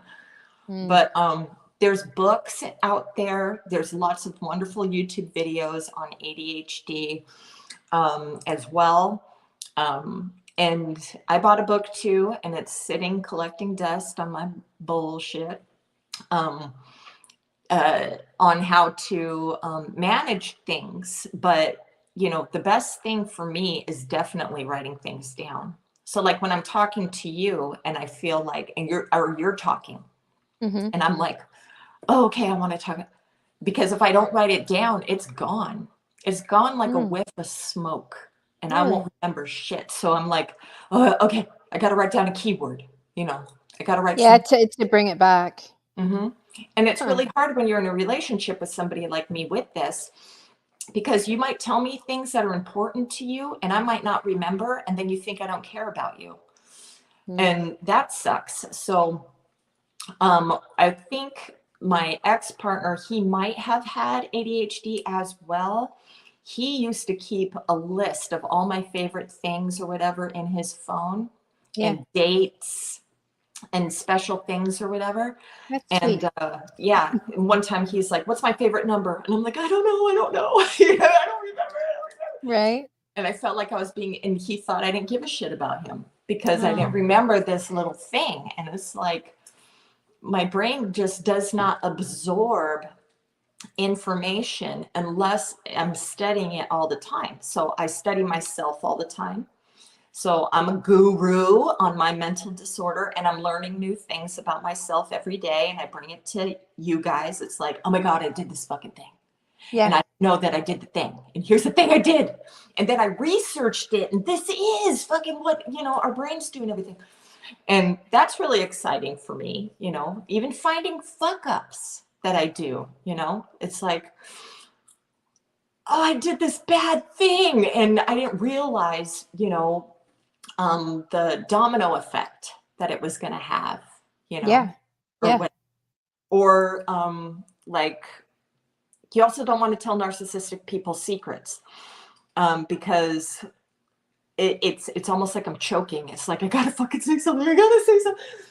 It's really difficult not to just find a way, like exploit something that happened to you, because I'm going to get something out of it if, you tell somebody. So think Mean Girls, right? And you're gossiping with somebody. And then that person is going to take the information that you gave and gossip with somebody else. Hmm. Have you ever been like, oh, guess what? Guess what? You feel this powerful ego boost because you're like, I have something you don't know. And then, and they're like, what? And then you tell them and you're just feeling fucking great and shit like that, right? So, yeah, that. I love it. No, that's why I like your channel, because I'm like, I mean, there's your chicken, right? You got your chicken, you got your mask, you have all the symbolic stuff for these disorders and stuff, Mhm. but the level of accountability and self-awareness and the learning and all the things that you enjoy doing with your channel, I'm like, this is good stuff. for people. Like this is somebody being honest. Like, oh hey, I have this thing, and this is what it looks like, Mhm. and this is what I learned today. Like I love that shit. Yeah. My brain, which I found out, isn't like everybody else. And I think a lot of Did you people, get it scanned and looked at? fuck, I wish. You got a couple Oh, thousand so dollars. see, you don't know. No, I know from uh, all my research that I've done, the Mm-hmm. brain scan. Oh, and I had my head was crushed when I was a baby in the birth canal. Um, so I could have a traumatic brain injury too, right? Hmm. So I don't know I wish I could get a brain scan. Now, a brain Yeah. scan would show the dark parts that aren't firing, Yeah. but the people, and usually people, psychopathy, psychopaths, they're the ones that get the brain scans, okay? Yeah. And I read up on a lot of peer-reviewed journals on psychopathy and the new shit that comes out. And then I watch people with psychopaths online and everything. And I resonate with everything that they fucking say. So having a brain scan would be cool, but it's like they are describing things that I've talked about before, you know? Yeah. And I'm just like, holy shit. Like I told you that I was watching How to Spot a Psychopath Yeah. and all the different, and the way that they talk about themselves, the way they think, how they feel with their victims and shit like that. I'm just like, that's me. I fucking think that way too. And so I have a lot of uh, facts and relatable shit with all of this stuff. And I was already diagnosed on the checklist, for it and everything. So it's like, whatever. But But without a brain scan. a brain scan would show. So if you're watching the brain scans, they load you up on your head and then they show you pictures of different things. Yeah. So they'll show you, and then you're going to have an emotional response. Right. So an emotional response would be a picture of a baby crying, Yeah. and you would be like sad for the baby or whatever. Or a man coming at a woman with his fist. I don't Yeah. give a shit. I don't fucking care. I don't know that girl. Right. If that girl is not my daughter, and my emotional response would be kill the man. Okay. Then they'll show like a dismembered body. I don't give a shit. I watch horror movie. I love fucking horror movies. I Yeah, love me too. true crime. I'm watching this shit. I don't give a shit about people getting killed and murdered. I don't like leave kids alone. If I Yeah. have empathy for anybody, don't fucking touch kids. They leave them alone. Teenagers and fucking adults, I don't give a shit. But little kids, leave them alone. And don't fuck with pets. That sucks. But I'm not gonna cry over it. I'm just Well, gonna they're not your kids. no. But it's just and then the thing will fire and say are you your empathy section, your fear receptors, which I'm learning now because I'm like, well, I get anxiety. I don't have anxiety all the time, and they used to say, oh, well, if you're anxious, that means that, you don't have factor one psychopathy. You can have factor two psychopathy, which is you're more rageful. Okay. You're more angry. You react more in anger, with your psychopathy, where somebody with factor one is just going to, smile and laugh at shit. Somebody gets hurt and you laugh and fucking, you don't give a shit. You see people, like I said, I told you that I saw that car accident Yeah. and I didn't give a shit. I wish I could take a picture so I could look at it, later. And I was wondering, are all these people empathizing with like the parent of the guy that just got killed, or maybe they had a partner and oh, this is so sad. And what if this was my family member? And I'm driving by going, I wonder if they're having these types of feelings because I don't feel a fucking thing. I feel nothing, you know? Yeah. So yeah, so that's what they do when they do the brain scans, and Yeah. the scans cost thousands of dollars. I don't think I have to prove any more of my shit. I feel like in order to make such a diagnosis, they would have to have insurance or somebody pay for the brain scan to back it up. Well, they do. I had to pay for my diagnosis, man. So I'm a couple grand out doing that. Mm. And, it might have been different if I had insurance, but fucking whatever. And, but with a brain scan, I was looking that up too. And I'm like, I am not dumping any more money. If people don't believe me, don't. Yeah. How about we get into a relationship and I'm going to fucking show you, how about that? You want that proof? I used to have guys, before I was ever diagnosed, before I even knew about what narcissistic personality disorder was or anything else was, Mm-hmm. I would tell them that I would let them know that I'm different. I'm different. I can be not so agreeable. I can be fucking. And they're like, no, you're great. You're great. Oh, your fucking mask is perfect. Oh. And then And you're like, challenge accepted. yes. And then I would show them how Yeah. fucking bad it can get. And they're just like, oh my God, I should have fucking listened to you. It's like, yes, I'm teaching you a lesson here. Listen to people. When they tell you who they are, don't tell them. Don't tell them no. Yeah. Don't no. They're telling you. They'll tell you through music. They'll tell you through movies. Oh, this is my favorite movie, and it's some fucking psychopathic crazy shit. Like American Psycho? He had more schizo fucking some bullshit because it was all in his mind. His crazy was all in his mind. But like somebody like really resonates with Dexter, because I would watch Dexter and I'm like, yeah. I tried to watch Dexter. I couldn't get into it. Oh, I fucking love it. I have the DVDs and I'm fucking putting them on. I will watch people get murdered to regulate my emotions.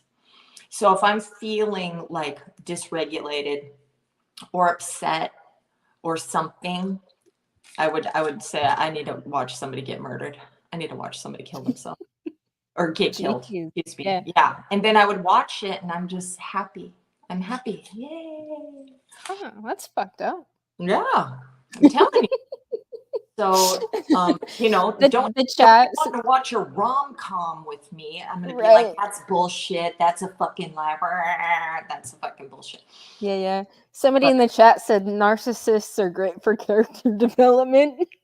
Character development? Yeah. Well, I mean, I want to be a walking warning for people. Also, to get back to the men's thing is I used to, in my man-hating days, I would predatorize men to see if I could entice them away from their relationships. And yes, I can. Yes, I can. Only one man blocked me right away. Yeah. Because he was protecting his relationship. I was like, oh, I found a fucking good man. This is great. Yeah. Because all the other fucking dudes, they were all up my asshole, honey. All of them. Anybody fucking, you just give them a little bit of attention. You tell them how fucking great they are. You tell them, you listen to them complain and all this shit. And then you boost up their ego. And then they want to fucking leave their wife or break up with their girlfriend for you. And when I saw that they were going to do that, I get rid of them. It's like, you failed the test and I get rid of them. So that was in my man-hating days. I don't do that, I mean, you're a recovering man-hater.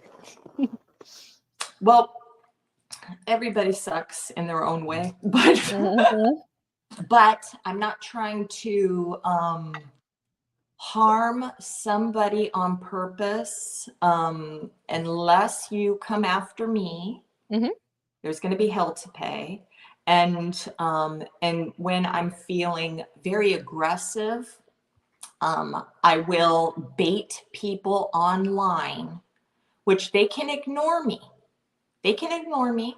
Mhm. I'm not going underneath people's comments to say, look at me, look at me. Right, right. You're I'm doing your own to see the response that you get. yes, I want Yeah. to see who wants to be combative. Yep. And then we be fighting. It's like Yeah. I'm testing you. I'm Mhm. testing your emotions. So I'll fucking say, all I have to do is say, empaths aren't real. That's it. Yeah. Yes, I am. I can fucking feel. I can fucking see. I can fucking. And I'm like, I'll say, no, you're just hypersensitive from your childhood trauma and you had to read a room because you didn't know what you were going to get. You're Yeah. codependent and you need to stop enabling other people's behavior, thinking that you can fix them with your love. And they're like, what? You just stabbed him in the soul. I know. I And I'm love just it. like, hopefully, a lot of people, though, on my channel, Mhm. they're like, they know that I'm not attacking them Right. personally. I'm attacking the idea. And once you get out of that empaths versus narcissists bullshit, and you're like, fuck, if I learn about myself, Yeah. um, I will be able to protect myself Mhm.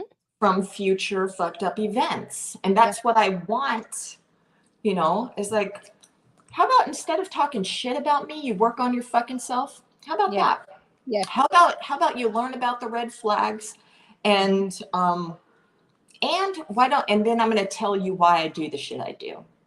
You know. Oh, they tear me down. They fucking hated. I got a promotion at work and he wasn't supportive and everything. I'm like, because he thinks that you're gonna find somebody better because he has low self-esteem and he's trying to chip you down to his fucking level. That is why. You Mm. know, I don't want people to be like, oh, I have so much compassion and fucking, and so I'm going to stay with them forever. No, I'm telling you to get the fuck out. Yeah. Get out. If they are disordered, then I tell people to go and get the book, The Emotionally Abusive Relationship, How to Stop Abusing and How to Stop Being Abused. And that's Mm. by Beverly Engel. Okay. Great fucking book. That Yeah. goes into your own childhood trauma.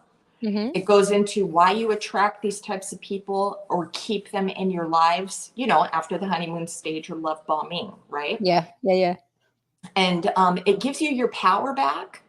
And it also teaches you if you're being a fucker, if they're being a shit, or if you're being mutually abusive. Yeah. So it's great because it's like it's opening your eyes of what abuse looks like, covert abuse too, right? Mhm. Because a lot of people don't just come out and they're straight abusive. Right. Your self-esteem is being chipped away just a little bit at a time, right? Yeah. So Women love to do that shit. yes. Like, it's kind of a superpower. And it's all fucking envy. It's like Yeah. you're supposed to be boosting each other up, not tearing Right. each other down. Right. It's backwards from how it should be, right? Yes. Normally. Yes, you should be, you know, there should be girl codes, bro codes. Why are you dating your best friend's ex-boyfriend or the other way around? Why are you Yeah. cheating with your best friend's wife? What? It's all Yeah. because of envy. I envy Mm. your boyfriend and your relationship. So I'm Hmm. going to infiltrate myself into that and break it apart and take away so I can have it. Mm. Yes. fuck that shit, man. Yeah. Oh, Yeah. somebody in the chat wants to know what's the difference between antipsychotics and antidepressants? I don't know if you have the medication No, I'm Bible. not a pharmacist, but Yeah. my mother and my sister have been on and off antidepressants. So an antidepressant is going to keep you from going into the low lows of your emotions. But what antidepressants can do after you, like when you first start taking them, and this is from me watching these people and them telling me about it. Yeah. So say you get on Prozac or something, and then you feel, she would tell me, to me, she would be like a Stepford wife. Okay. She seemed like a robot to me. I'm just happy. Everything is fucking great. I'm happy with everything. And I'm like, what the fuck is going on? There was like no negative emotions. Everything is fucking rainbows and beauty. And she would tell me, she's like, you need to get on this. You need to get on this. And I would be like, that's cool and everything. And I would love to have that feeling for myself. But how about when it stops working? Because Right. then her brain starts to get regulated and then she doesn't want to be on it anymore. She's like, oh, I'm fine. I don't need to be on it anymore and all this shit. People do this all the time and then they get off of it and then they get depressed again, low, angry, and all of these negative emotions start swarming around and everything. And then if you don't get, now I don't know if this is antidepressant, because my mother was on Xanax too. And then she would, like, for anxiety, and then she would turn into a zombie. She would run into fucking walls and shit. And I'm like, fuck this shit. I would rather raw dog all my fucking fucked up emotions. Yeah. My mom was a huge prescription drug addict, big time. She even went to nursing school and got her RN, and her favorite was to work in nursing homes so she could steal patient drugs and I'd probably pretend to hurt herself so she can sue them. Like, oh, I wouldn't do that. But yeah, I would no. fucking, if there was any uppers, dude, I would be all fucking over that shit. I'm an upper person. I'm not no oxy nothing. But I got back on birth control to regulate my hormones because I would turn into a very, very hypersensitive monster the week before my period. I would break up with all of my partners. I tracked it. Every month? Every fucking month, I would break up with them. And then I started to, and then I was tracking and I'm just like, oh, shit. And then I watched a video on a woman who talks about female health and everything.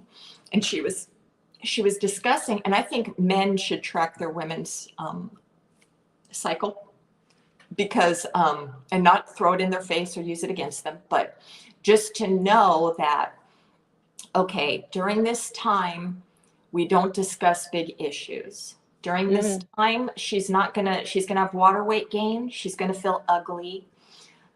She will be hyper reactive to certain things. She might bitch about things that she wouldn't care about before. And then, and then the man would know, all right, I'm going to be extra nice to her, give her extra cuddles or something, or leave her alone and let her, or whatever, or not take anything personal or whatever.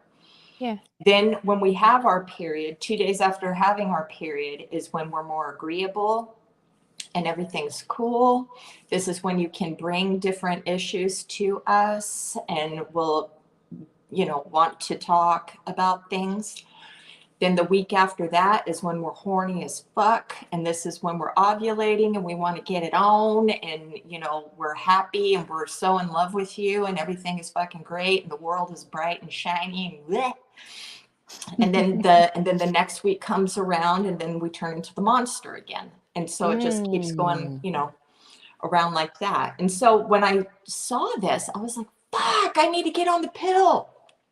I was already broken up with my boyfriend and I'm just like, well, I don't want to ruin another relationship because if I'm already working on all this mental health shit, I don't want my hormones throwing a wrench in my shit, right? Right. Right. So once I got back on the pill, um, I was fucking fine, dude. I was fucking fine. And I was like, God damn it. I wish I was on it before, but fuck it. How were you when you were pregnant though? How was I what? How were you, like, behavior, mentally, emotionally, while you were pregnant? I mean, you've been Oh, I was pregnant fine. 3 times? Yeah. Oh, I Yeah. was fine. I loved it because I could get fat and everything was great. I love to eat. I don't remember my emotions being out of whack at all. And, I was just very excited about, the baby. I would read about, this is what my baby looks like this week. This is what my Yeah. baby looks like that week, Yeah. and it was a good time. But I had postpartum depression. I didn't know I had it. I learned about it later. After my last child, I wanted to unalive myself. I was in this really deep, dark place. Like my house was being built and I thought my life was shit. All these wonderful things are happening and I have this Right. baby and I'm just like, I don't want to be here anymore. It was so Oh. weird Yeah. to think about it now. So that's a real fucking thing too. And people should, seek help if they're feeling like that after they have a baby. Because that fucks with your hormones too, because now your body's trying to regulate without this other person inside of you, So yeah, that's how it was for me. That's interesting. So women need to stay pregnant, it sounds like. Well, they used Or to. or get an IUD, and it kinda tricks your body into thinking it's pregnant. Mm. Well, I'm totally fine now on the Yeah. pill. Every once in a while, I might get a little weepy, maybe one day where I'm watching those fucking videos and crying, "Ooh, Yeah. that their family is so happy," shit. But yeah. But I'll I don't also, know, when I see happiness, I feel happy for people. oh, isn't Like, that wonderful? I Well, don't good for I you.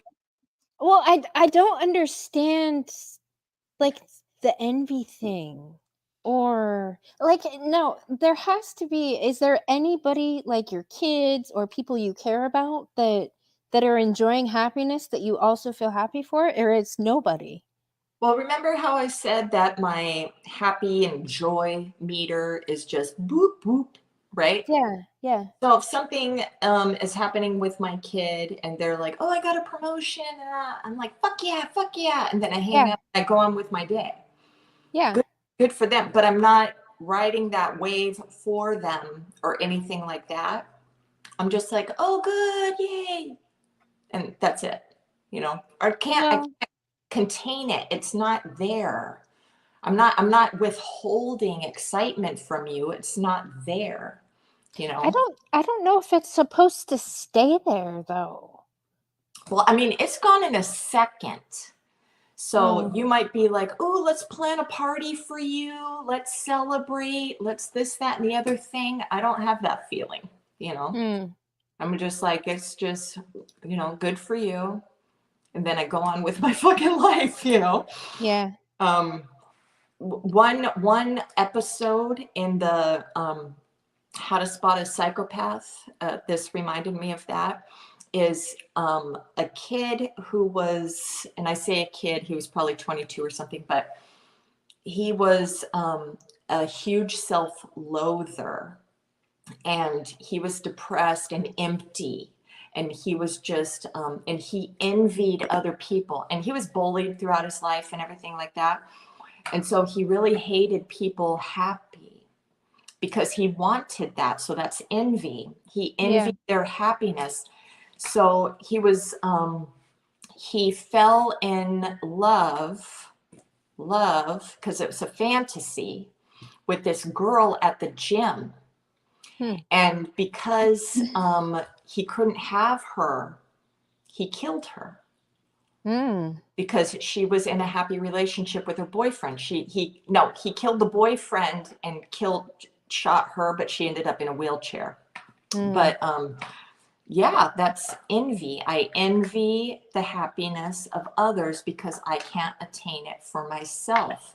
And they're not doing any inner self work or anything like that. Like I said before, you know, I try to get into new hobbies and do different things or read different things or try to get hyper focused on different things or whatever. Even true crime, just reading about people killing other people. And I just wanted to know about their psychological reasoning. I always wanted to, how was your childhood, dude? You know, Right. I even wrote a serial killer. He's dead now, but he used to Oh, eat. like a real one? Yeah, Like a pen pal? yeah. Okay. And because I had nobody to talk to about my dark stuff, so I'm like, I'm gonna write a dude who's fucking dark, right? Yeah. Uh, so I can talk to somebody who I relate with, a serial killer, okay? Yeah. So I wrote him twice, and he wrote me 3 times, and then I stopped after that. Um, but he used to bring chicks from the bar back to his trailer and to do drugs, and then he would kill the women, and then he would take off their calf meat, and he would marinate the calf meat. He said that he would swipe away the maggots from their vajayjays and okay. I was gonna ask why you stopped writing him. Well, that's not why, but Oh. but he would I mean, this was all open knowledge, you know. He would Yeah. then he would mix the calf meat in with ground beef, and he would sell sandwiches. He would sell them to other people to eat. And I was like, "Ooh, this guy's fucking interesting." I might vomit, actually. Sorry. But I mean, this stuff didn't bother me, you know. I mean, he's fucking Yeah. a maggot vagina, and I didn't Yeah. care. I'm just like, okay, let's talk to him. Right? Yeah. So I wanted to see if he would like me, and I sent him pictures too. He's like, "What do you look like?" And I sent him pictures and stuff. And I'm like, "Huh? I wonder if he's daydreaming about eating me."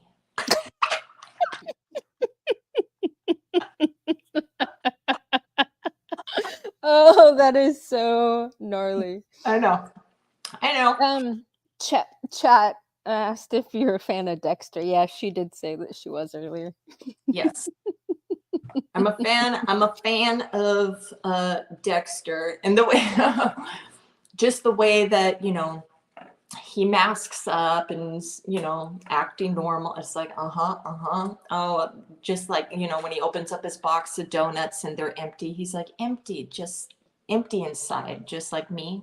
And I'm like, yes, yes. And yeah, but So I you're still looking for the thing that fixes that, right? Is that kind of well, what I've learned is I'm not going to be fixed, but the behaviors that get triggered, you know, by certain events or situations or different thoughts that go into my mind, I learn to take space before I react. So if you learn how to take space and sit in the present moment, understand that every attack isn't about you, you know. So if I'm not out attacking people, but people are attacking me, you know, it's like, are they really attacking me? Or is this their own pain that they're projecting? yeah, You know? And so I think more yeah, before just destroying the threat. It's always about destroying the threat. yeah. If somebody comes at me, my fucking fangs start to water. And I'm Mm-hmm. ooh, yeah, motherfucker. Yeah. And then I'll, you know, rip you apart. Mm-hmm. So now I'm just like, because it's a whole thing about being vulnerable and a weakness. You know, if I don't attack this person, I'm a weakling, right? Oh, Are you that? I'm there. My No, battery's no. low. Oh, Um, is it? No, yeah, but but are you the weakling if you don't fight back? well, I learned that no, but it Yeah. doesn't stop the feeling. So I logically know that I can walk away, okay? But my body wants to react and be like, you know what? I don't fucking care. I Yeah. don't care. I'm just going to fuck you up anyways. And then I'm not going to feel guilty about it later. Right. So my channel, actually, I feel held accountable Mm. because of my channel. If I didn't have my channel, I'd be a reckless fuck and I wouldn't care. Even if I knew about Yeah. all my disordered traits, I wouldn't give a shit. I would be like, I don't give a fuck. You're fucking sheep anyways, so I'm just gonna slaughter the shit out of you. I don't care. Yeah. But my channel, it's like I want to they my channel, everybody who visits and comments and interacts, and they in the beginning, every time I would self-reflect on what they went through, Mhm. and and then I would put myself into the mind of the person that they're dealing with. And then I would tell them, okay, if I was your partner, this is why I would react this way and this, that, and the other thing. So they help me grow. They help me want to go deeper and figure out things that I didn't know before. And then when I get really good at it and stuff, it's like breathing. People will comment and it's like, oh, I know why. I know why. Or if somebody's commenting, I'm like, you sound like a toxic shit yourself, bro. The fuck? You know? Yeah. Or if I have regulars, I'll start to remember them and remember their stories, and I'll see their behaviors and patterns and shit, and I'll be like, last time you said this, you're trying to, and I'm telling Yeah. them, your pattern is saying that you got some toxic shit you need to work on, brother, because you're playing the victim when you're antagonizing this person, and then Mhm. they're going to behave a certain way. And I'm not saying that their person isn't a toxic shit too, but I'm like, you both have toxic shit. Dude, toxic people are so fucking attracted to each other like fucking magnets. Yeah. I'm like Well, it's because of the environment they grew up in. Love to Yeah. them is chaos.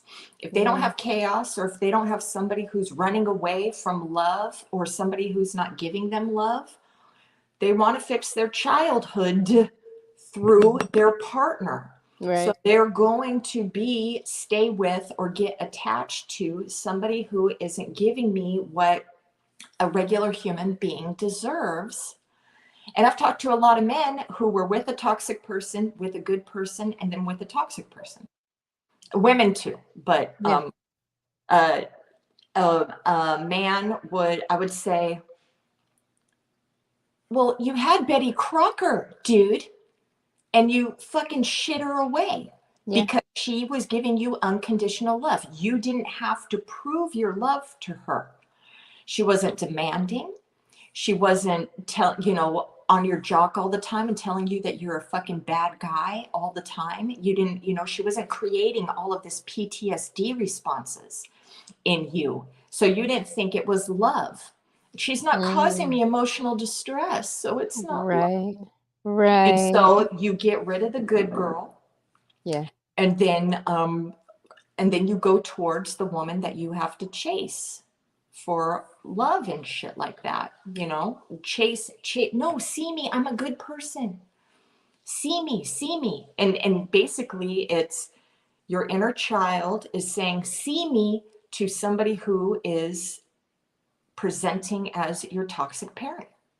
This Mm. is what you're doing. And I know this, and I still love fucking toxic dudes, dude. I cannot stand a fucking good guy. I cannot stand it. Mm. It's like I need somebody who's going to be just as abrasive as me, and who's going to, have really good comebacks, and who isn't going to crumble into tissue paper around Yeah. me. Oh, Yeah. you're hurting my feeling. Oh, get fucking go away. Mm, hurting my fucking pussy feel. Shut up. mm, Shut up. But I do understand that, this is why men need to stop using their female partners as therapists. And and they're always trauma dumping on their, I mean, there's sharing things or whatever, mm-hmm. but then the woman is going to be or the guy, because guys have done this too to their toxic women. They want to fix their partner. Oh, let my love fix you. My Yeah. love. No, Yeah. no, it's not. Because they're not going to appreciate the love and care. It's foreign to them. Yeah.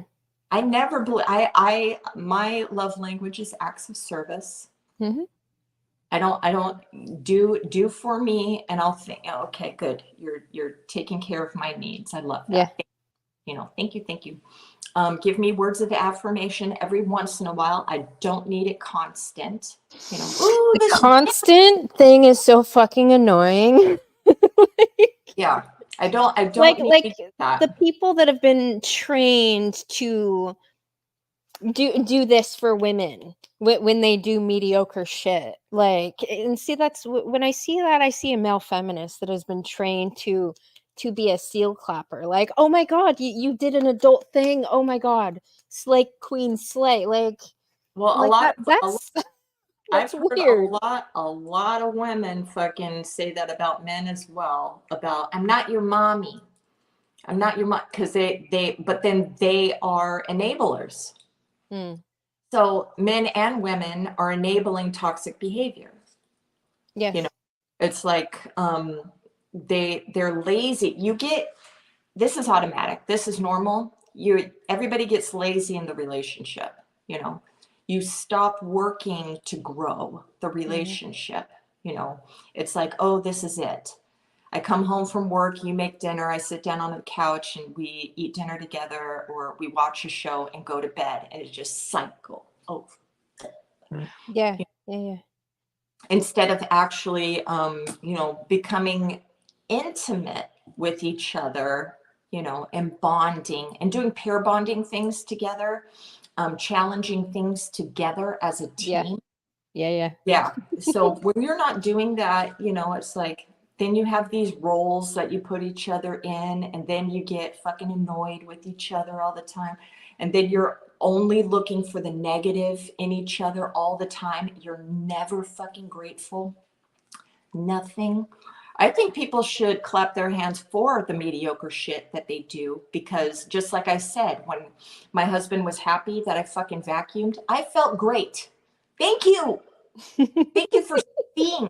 Thank you for seeing the little fucking nothing that I did. That's nothing to everybody else, but thank you. You appreciate me for doing the everyday bullshit. I appreciate. That's different than what I'm talking about. What I'm Oh, talking about is a fake puppeting, not real thing. oh yeah, It's well like that's love it's bombing. idealizing and giving fucking admiration for that's not That's love real. bombing. Like, yeah. That's love bombing.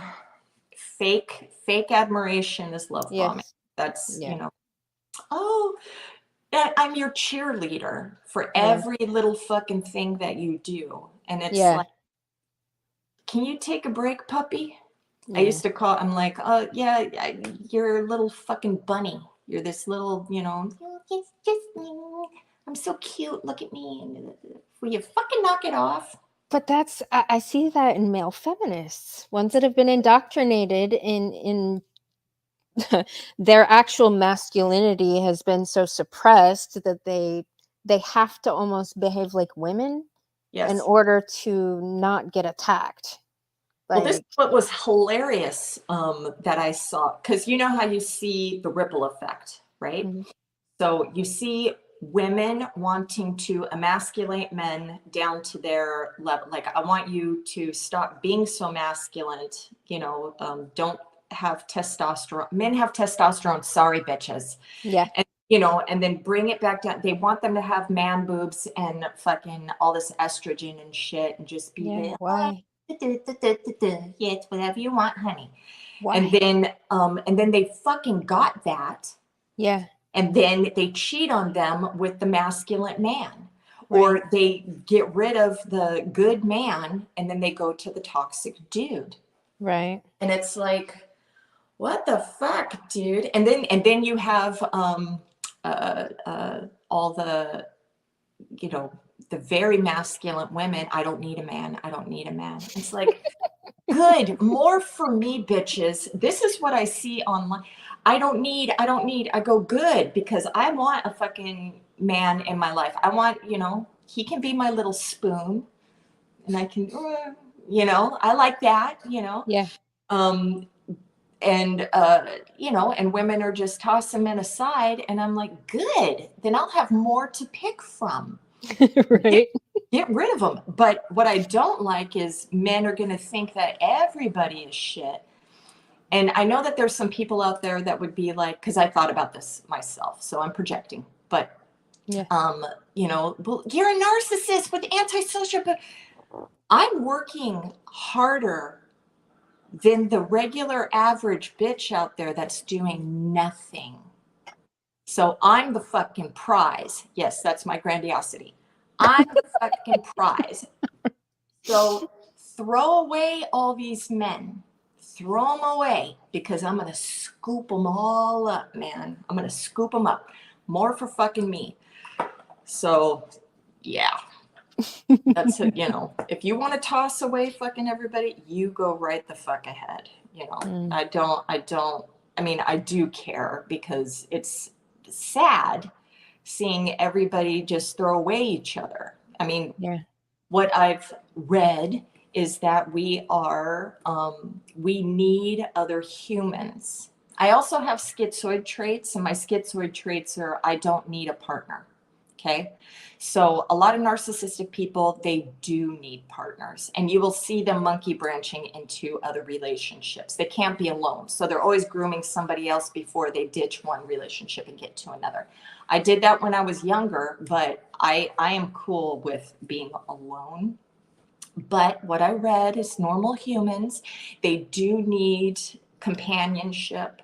They do need, other humans to be around. Now, if you have a Yeah. big friend group, and you do, you go out with friends and you have support animals, or whatever, that's great Mr. too. Chicken. Yeah, that's great too. But, it's fucking pathetic just watching everybody, if you have TikTok, dude. I don't have TikTok. Oh God. I hate fucking technology. I'm so technologically retarded. I have a hard time juggling 3 different apps at once. Like, I hate being a slave to my phone. So I shut everything off. I check shit when I feel like it. Like, I don't want my phone telling me when I need to check my shit. Like, I know. Now, I have to be tied to it, because that's where my presence is, right? Yeah. But there's this dude.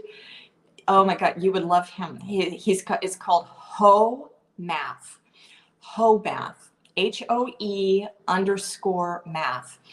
And it's so funny because he has diagrams, colorful diagrams, and all this shit about women want a certain type of man.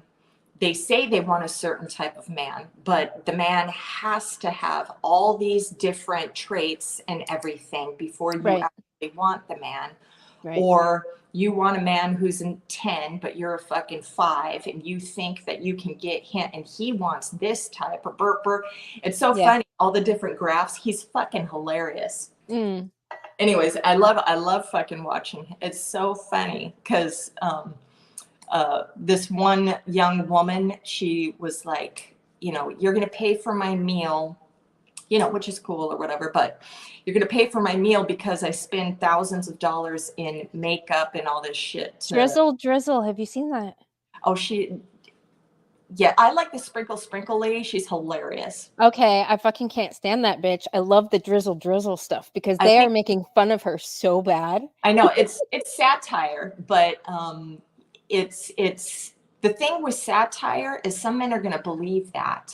And so they're going to be like, no, I'm going to be the pussy. I'm going to be the fucking weak, feminine man. And I'm Mhm. just like, gross, dude. That's so unattractive. But a lot of people are making fun of it, which is funny. I I know. love Sprinkle Sprinkle Lady just because she's so Ugh. fucking funny. She's so funny. See, I don't find her funny for some She's weird reason. I hilarious. find her annoying. Well, you don't have to follow her guidance, but you watch her and it's just hilarious. Ugh. She's like, oh, a man says, or a man's giving his phone number to you, instead of asking for your phone number. And she's like, how about give me your credit card number? It's so funny because of the gold digger culture that she's creating. Yes. All women aren't like that, but she's Oh, there's creating. a lot of women like that.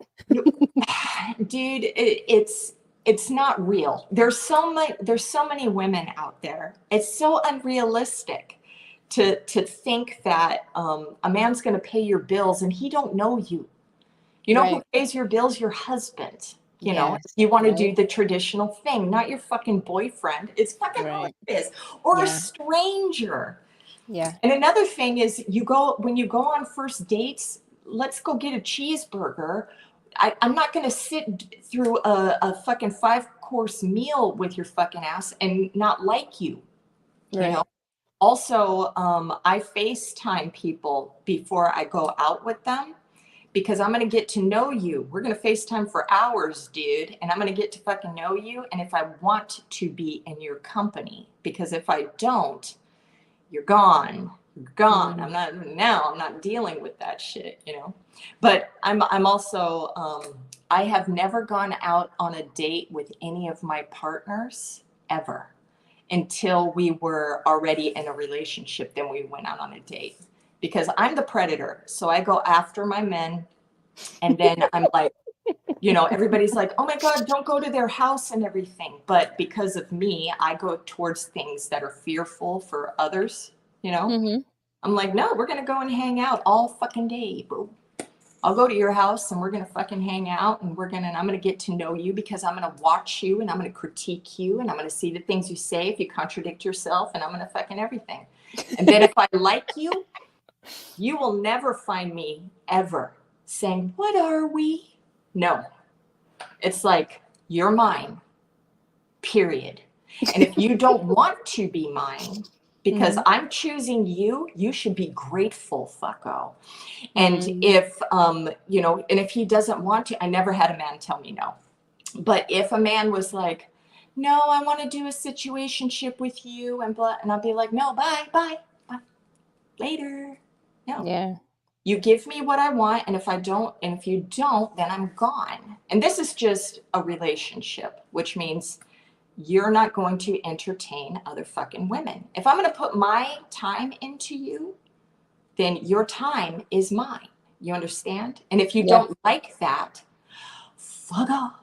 Goodbye. So the chat, there's somebody in the chat that said she needs a man who has characteristics of the dark triad, but yet is not evil.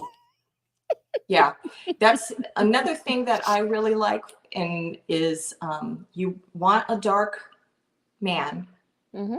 but you want him to be dark for everybody else and treat you like a queen.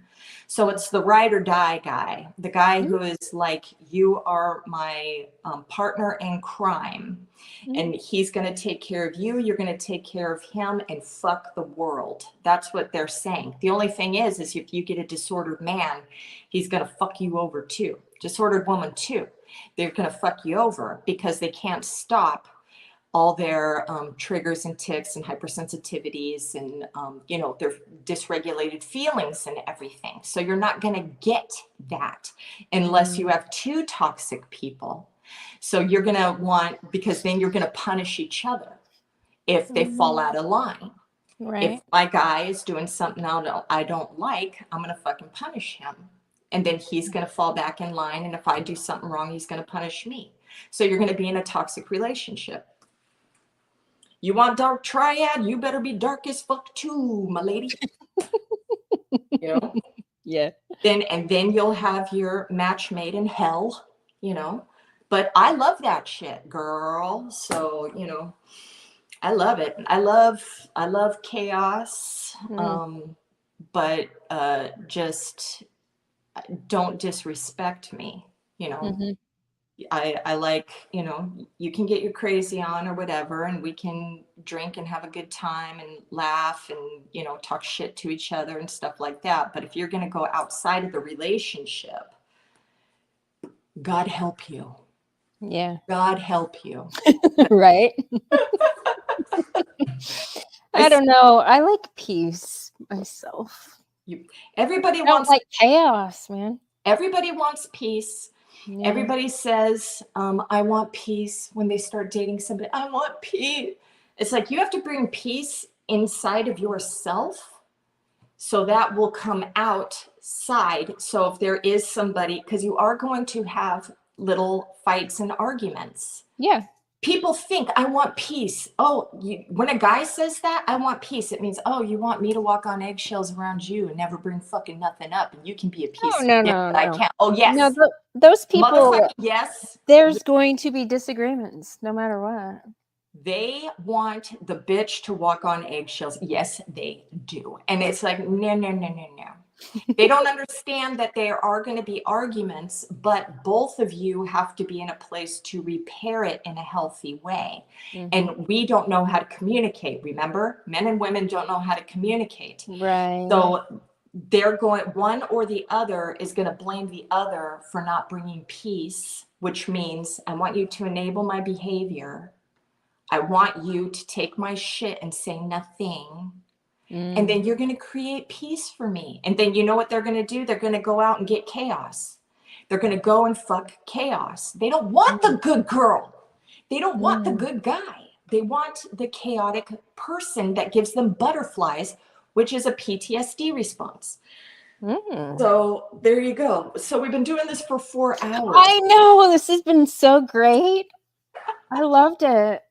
Yes, my phone's going to die. So Okay. I appreciate you taking the time. You're welcome. And I'm gonna link your channel in the description. Okay. So people that see my channel can go check out your channel. Now, just keep in mind, my crazy bitch baggage follows. Just, Hey, I'm sure come you're. at me. Yeah, I know. Come at me. I know when you were like, when I was like, hey, I would love to have this discussion. You're like, let's do it. I was like, yes.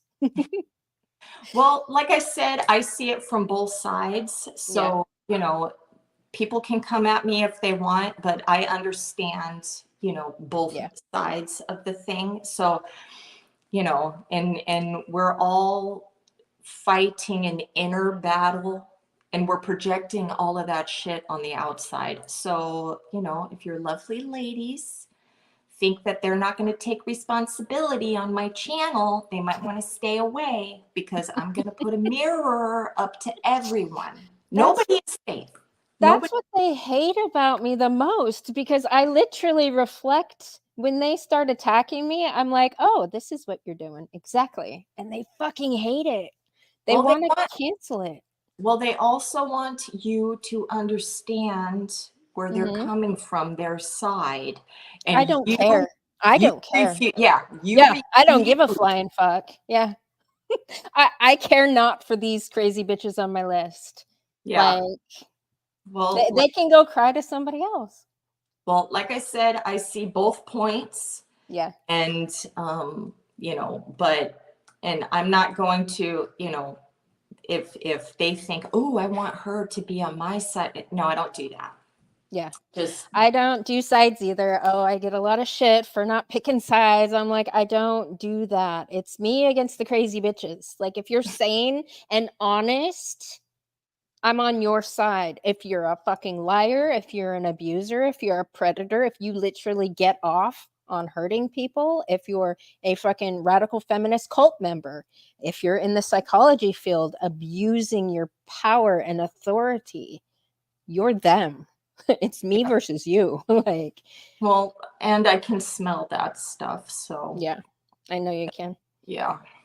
Okay. Well, thank you. And I'll put your this live in my community too. Okay. Oh, yes, thank you. You're welcome. Okay. All right. All right. Bye, chat.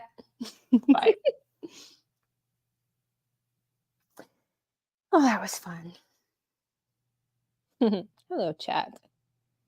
Yeah, she needs. Well, she said it. She's has very masculine traits, so she needs a man that's more masculine than she is. So a male feminist just isn't gonna cut it. All right, y'all. Till next time. Thanks for coming to the new channel, folks. And crazy bitches that psycho watch my other channel. Sorry, you guys aren't invited.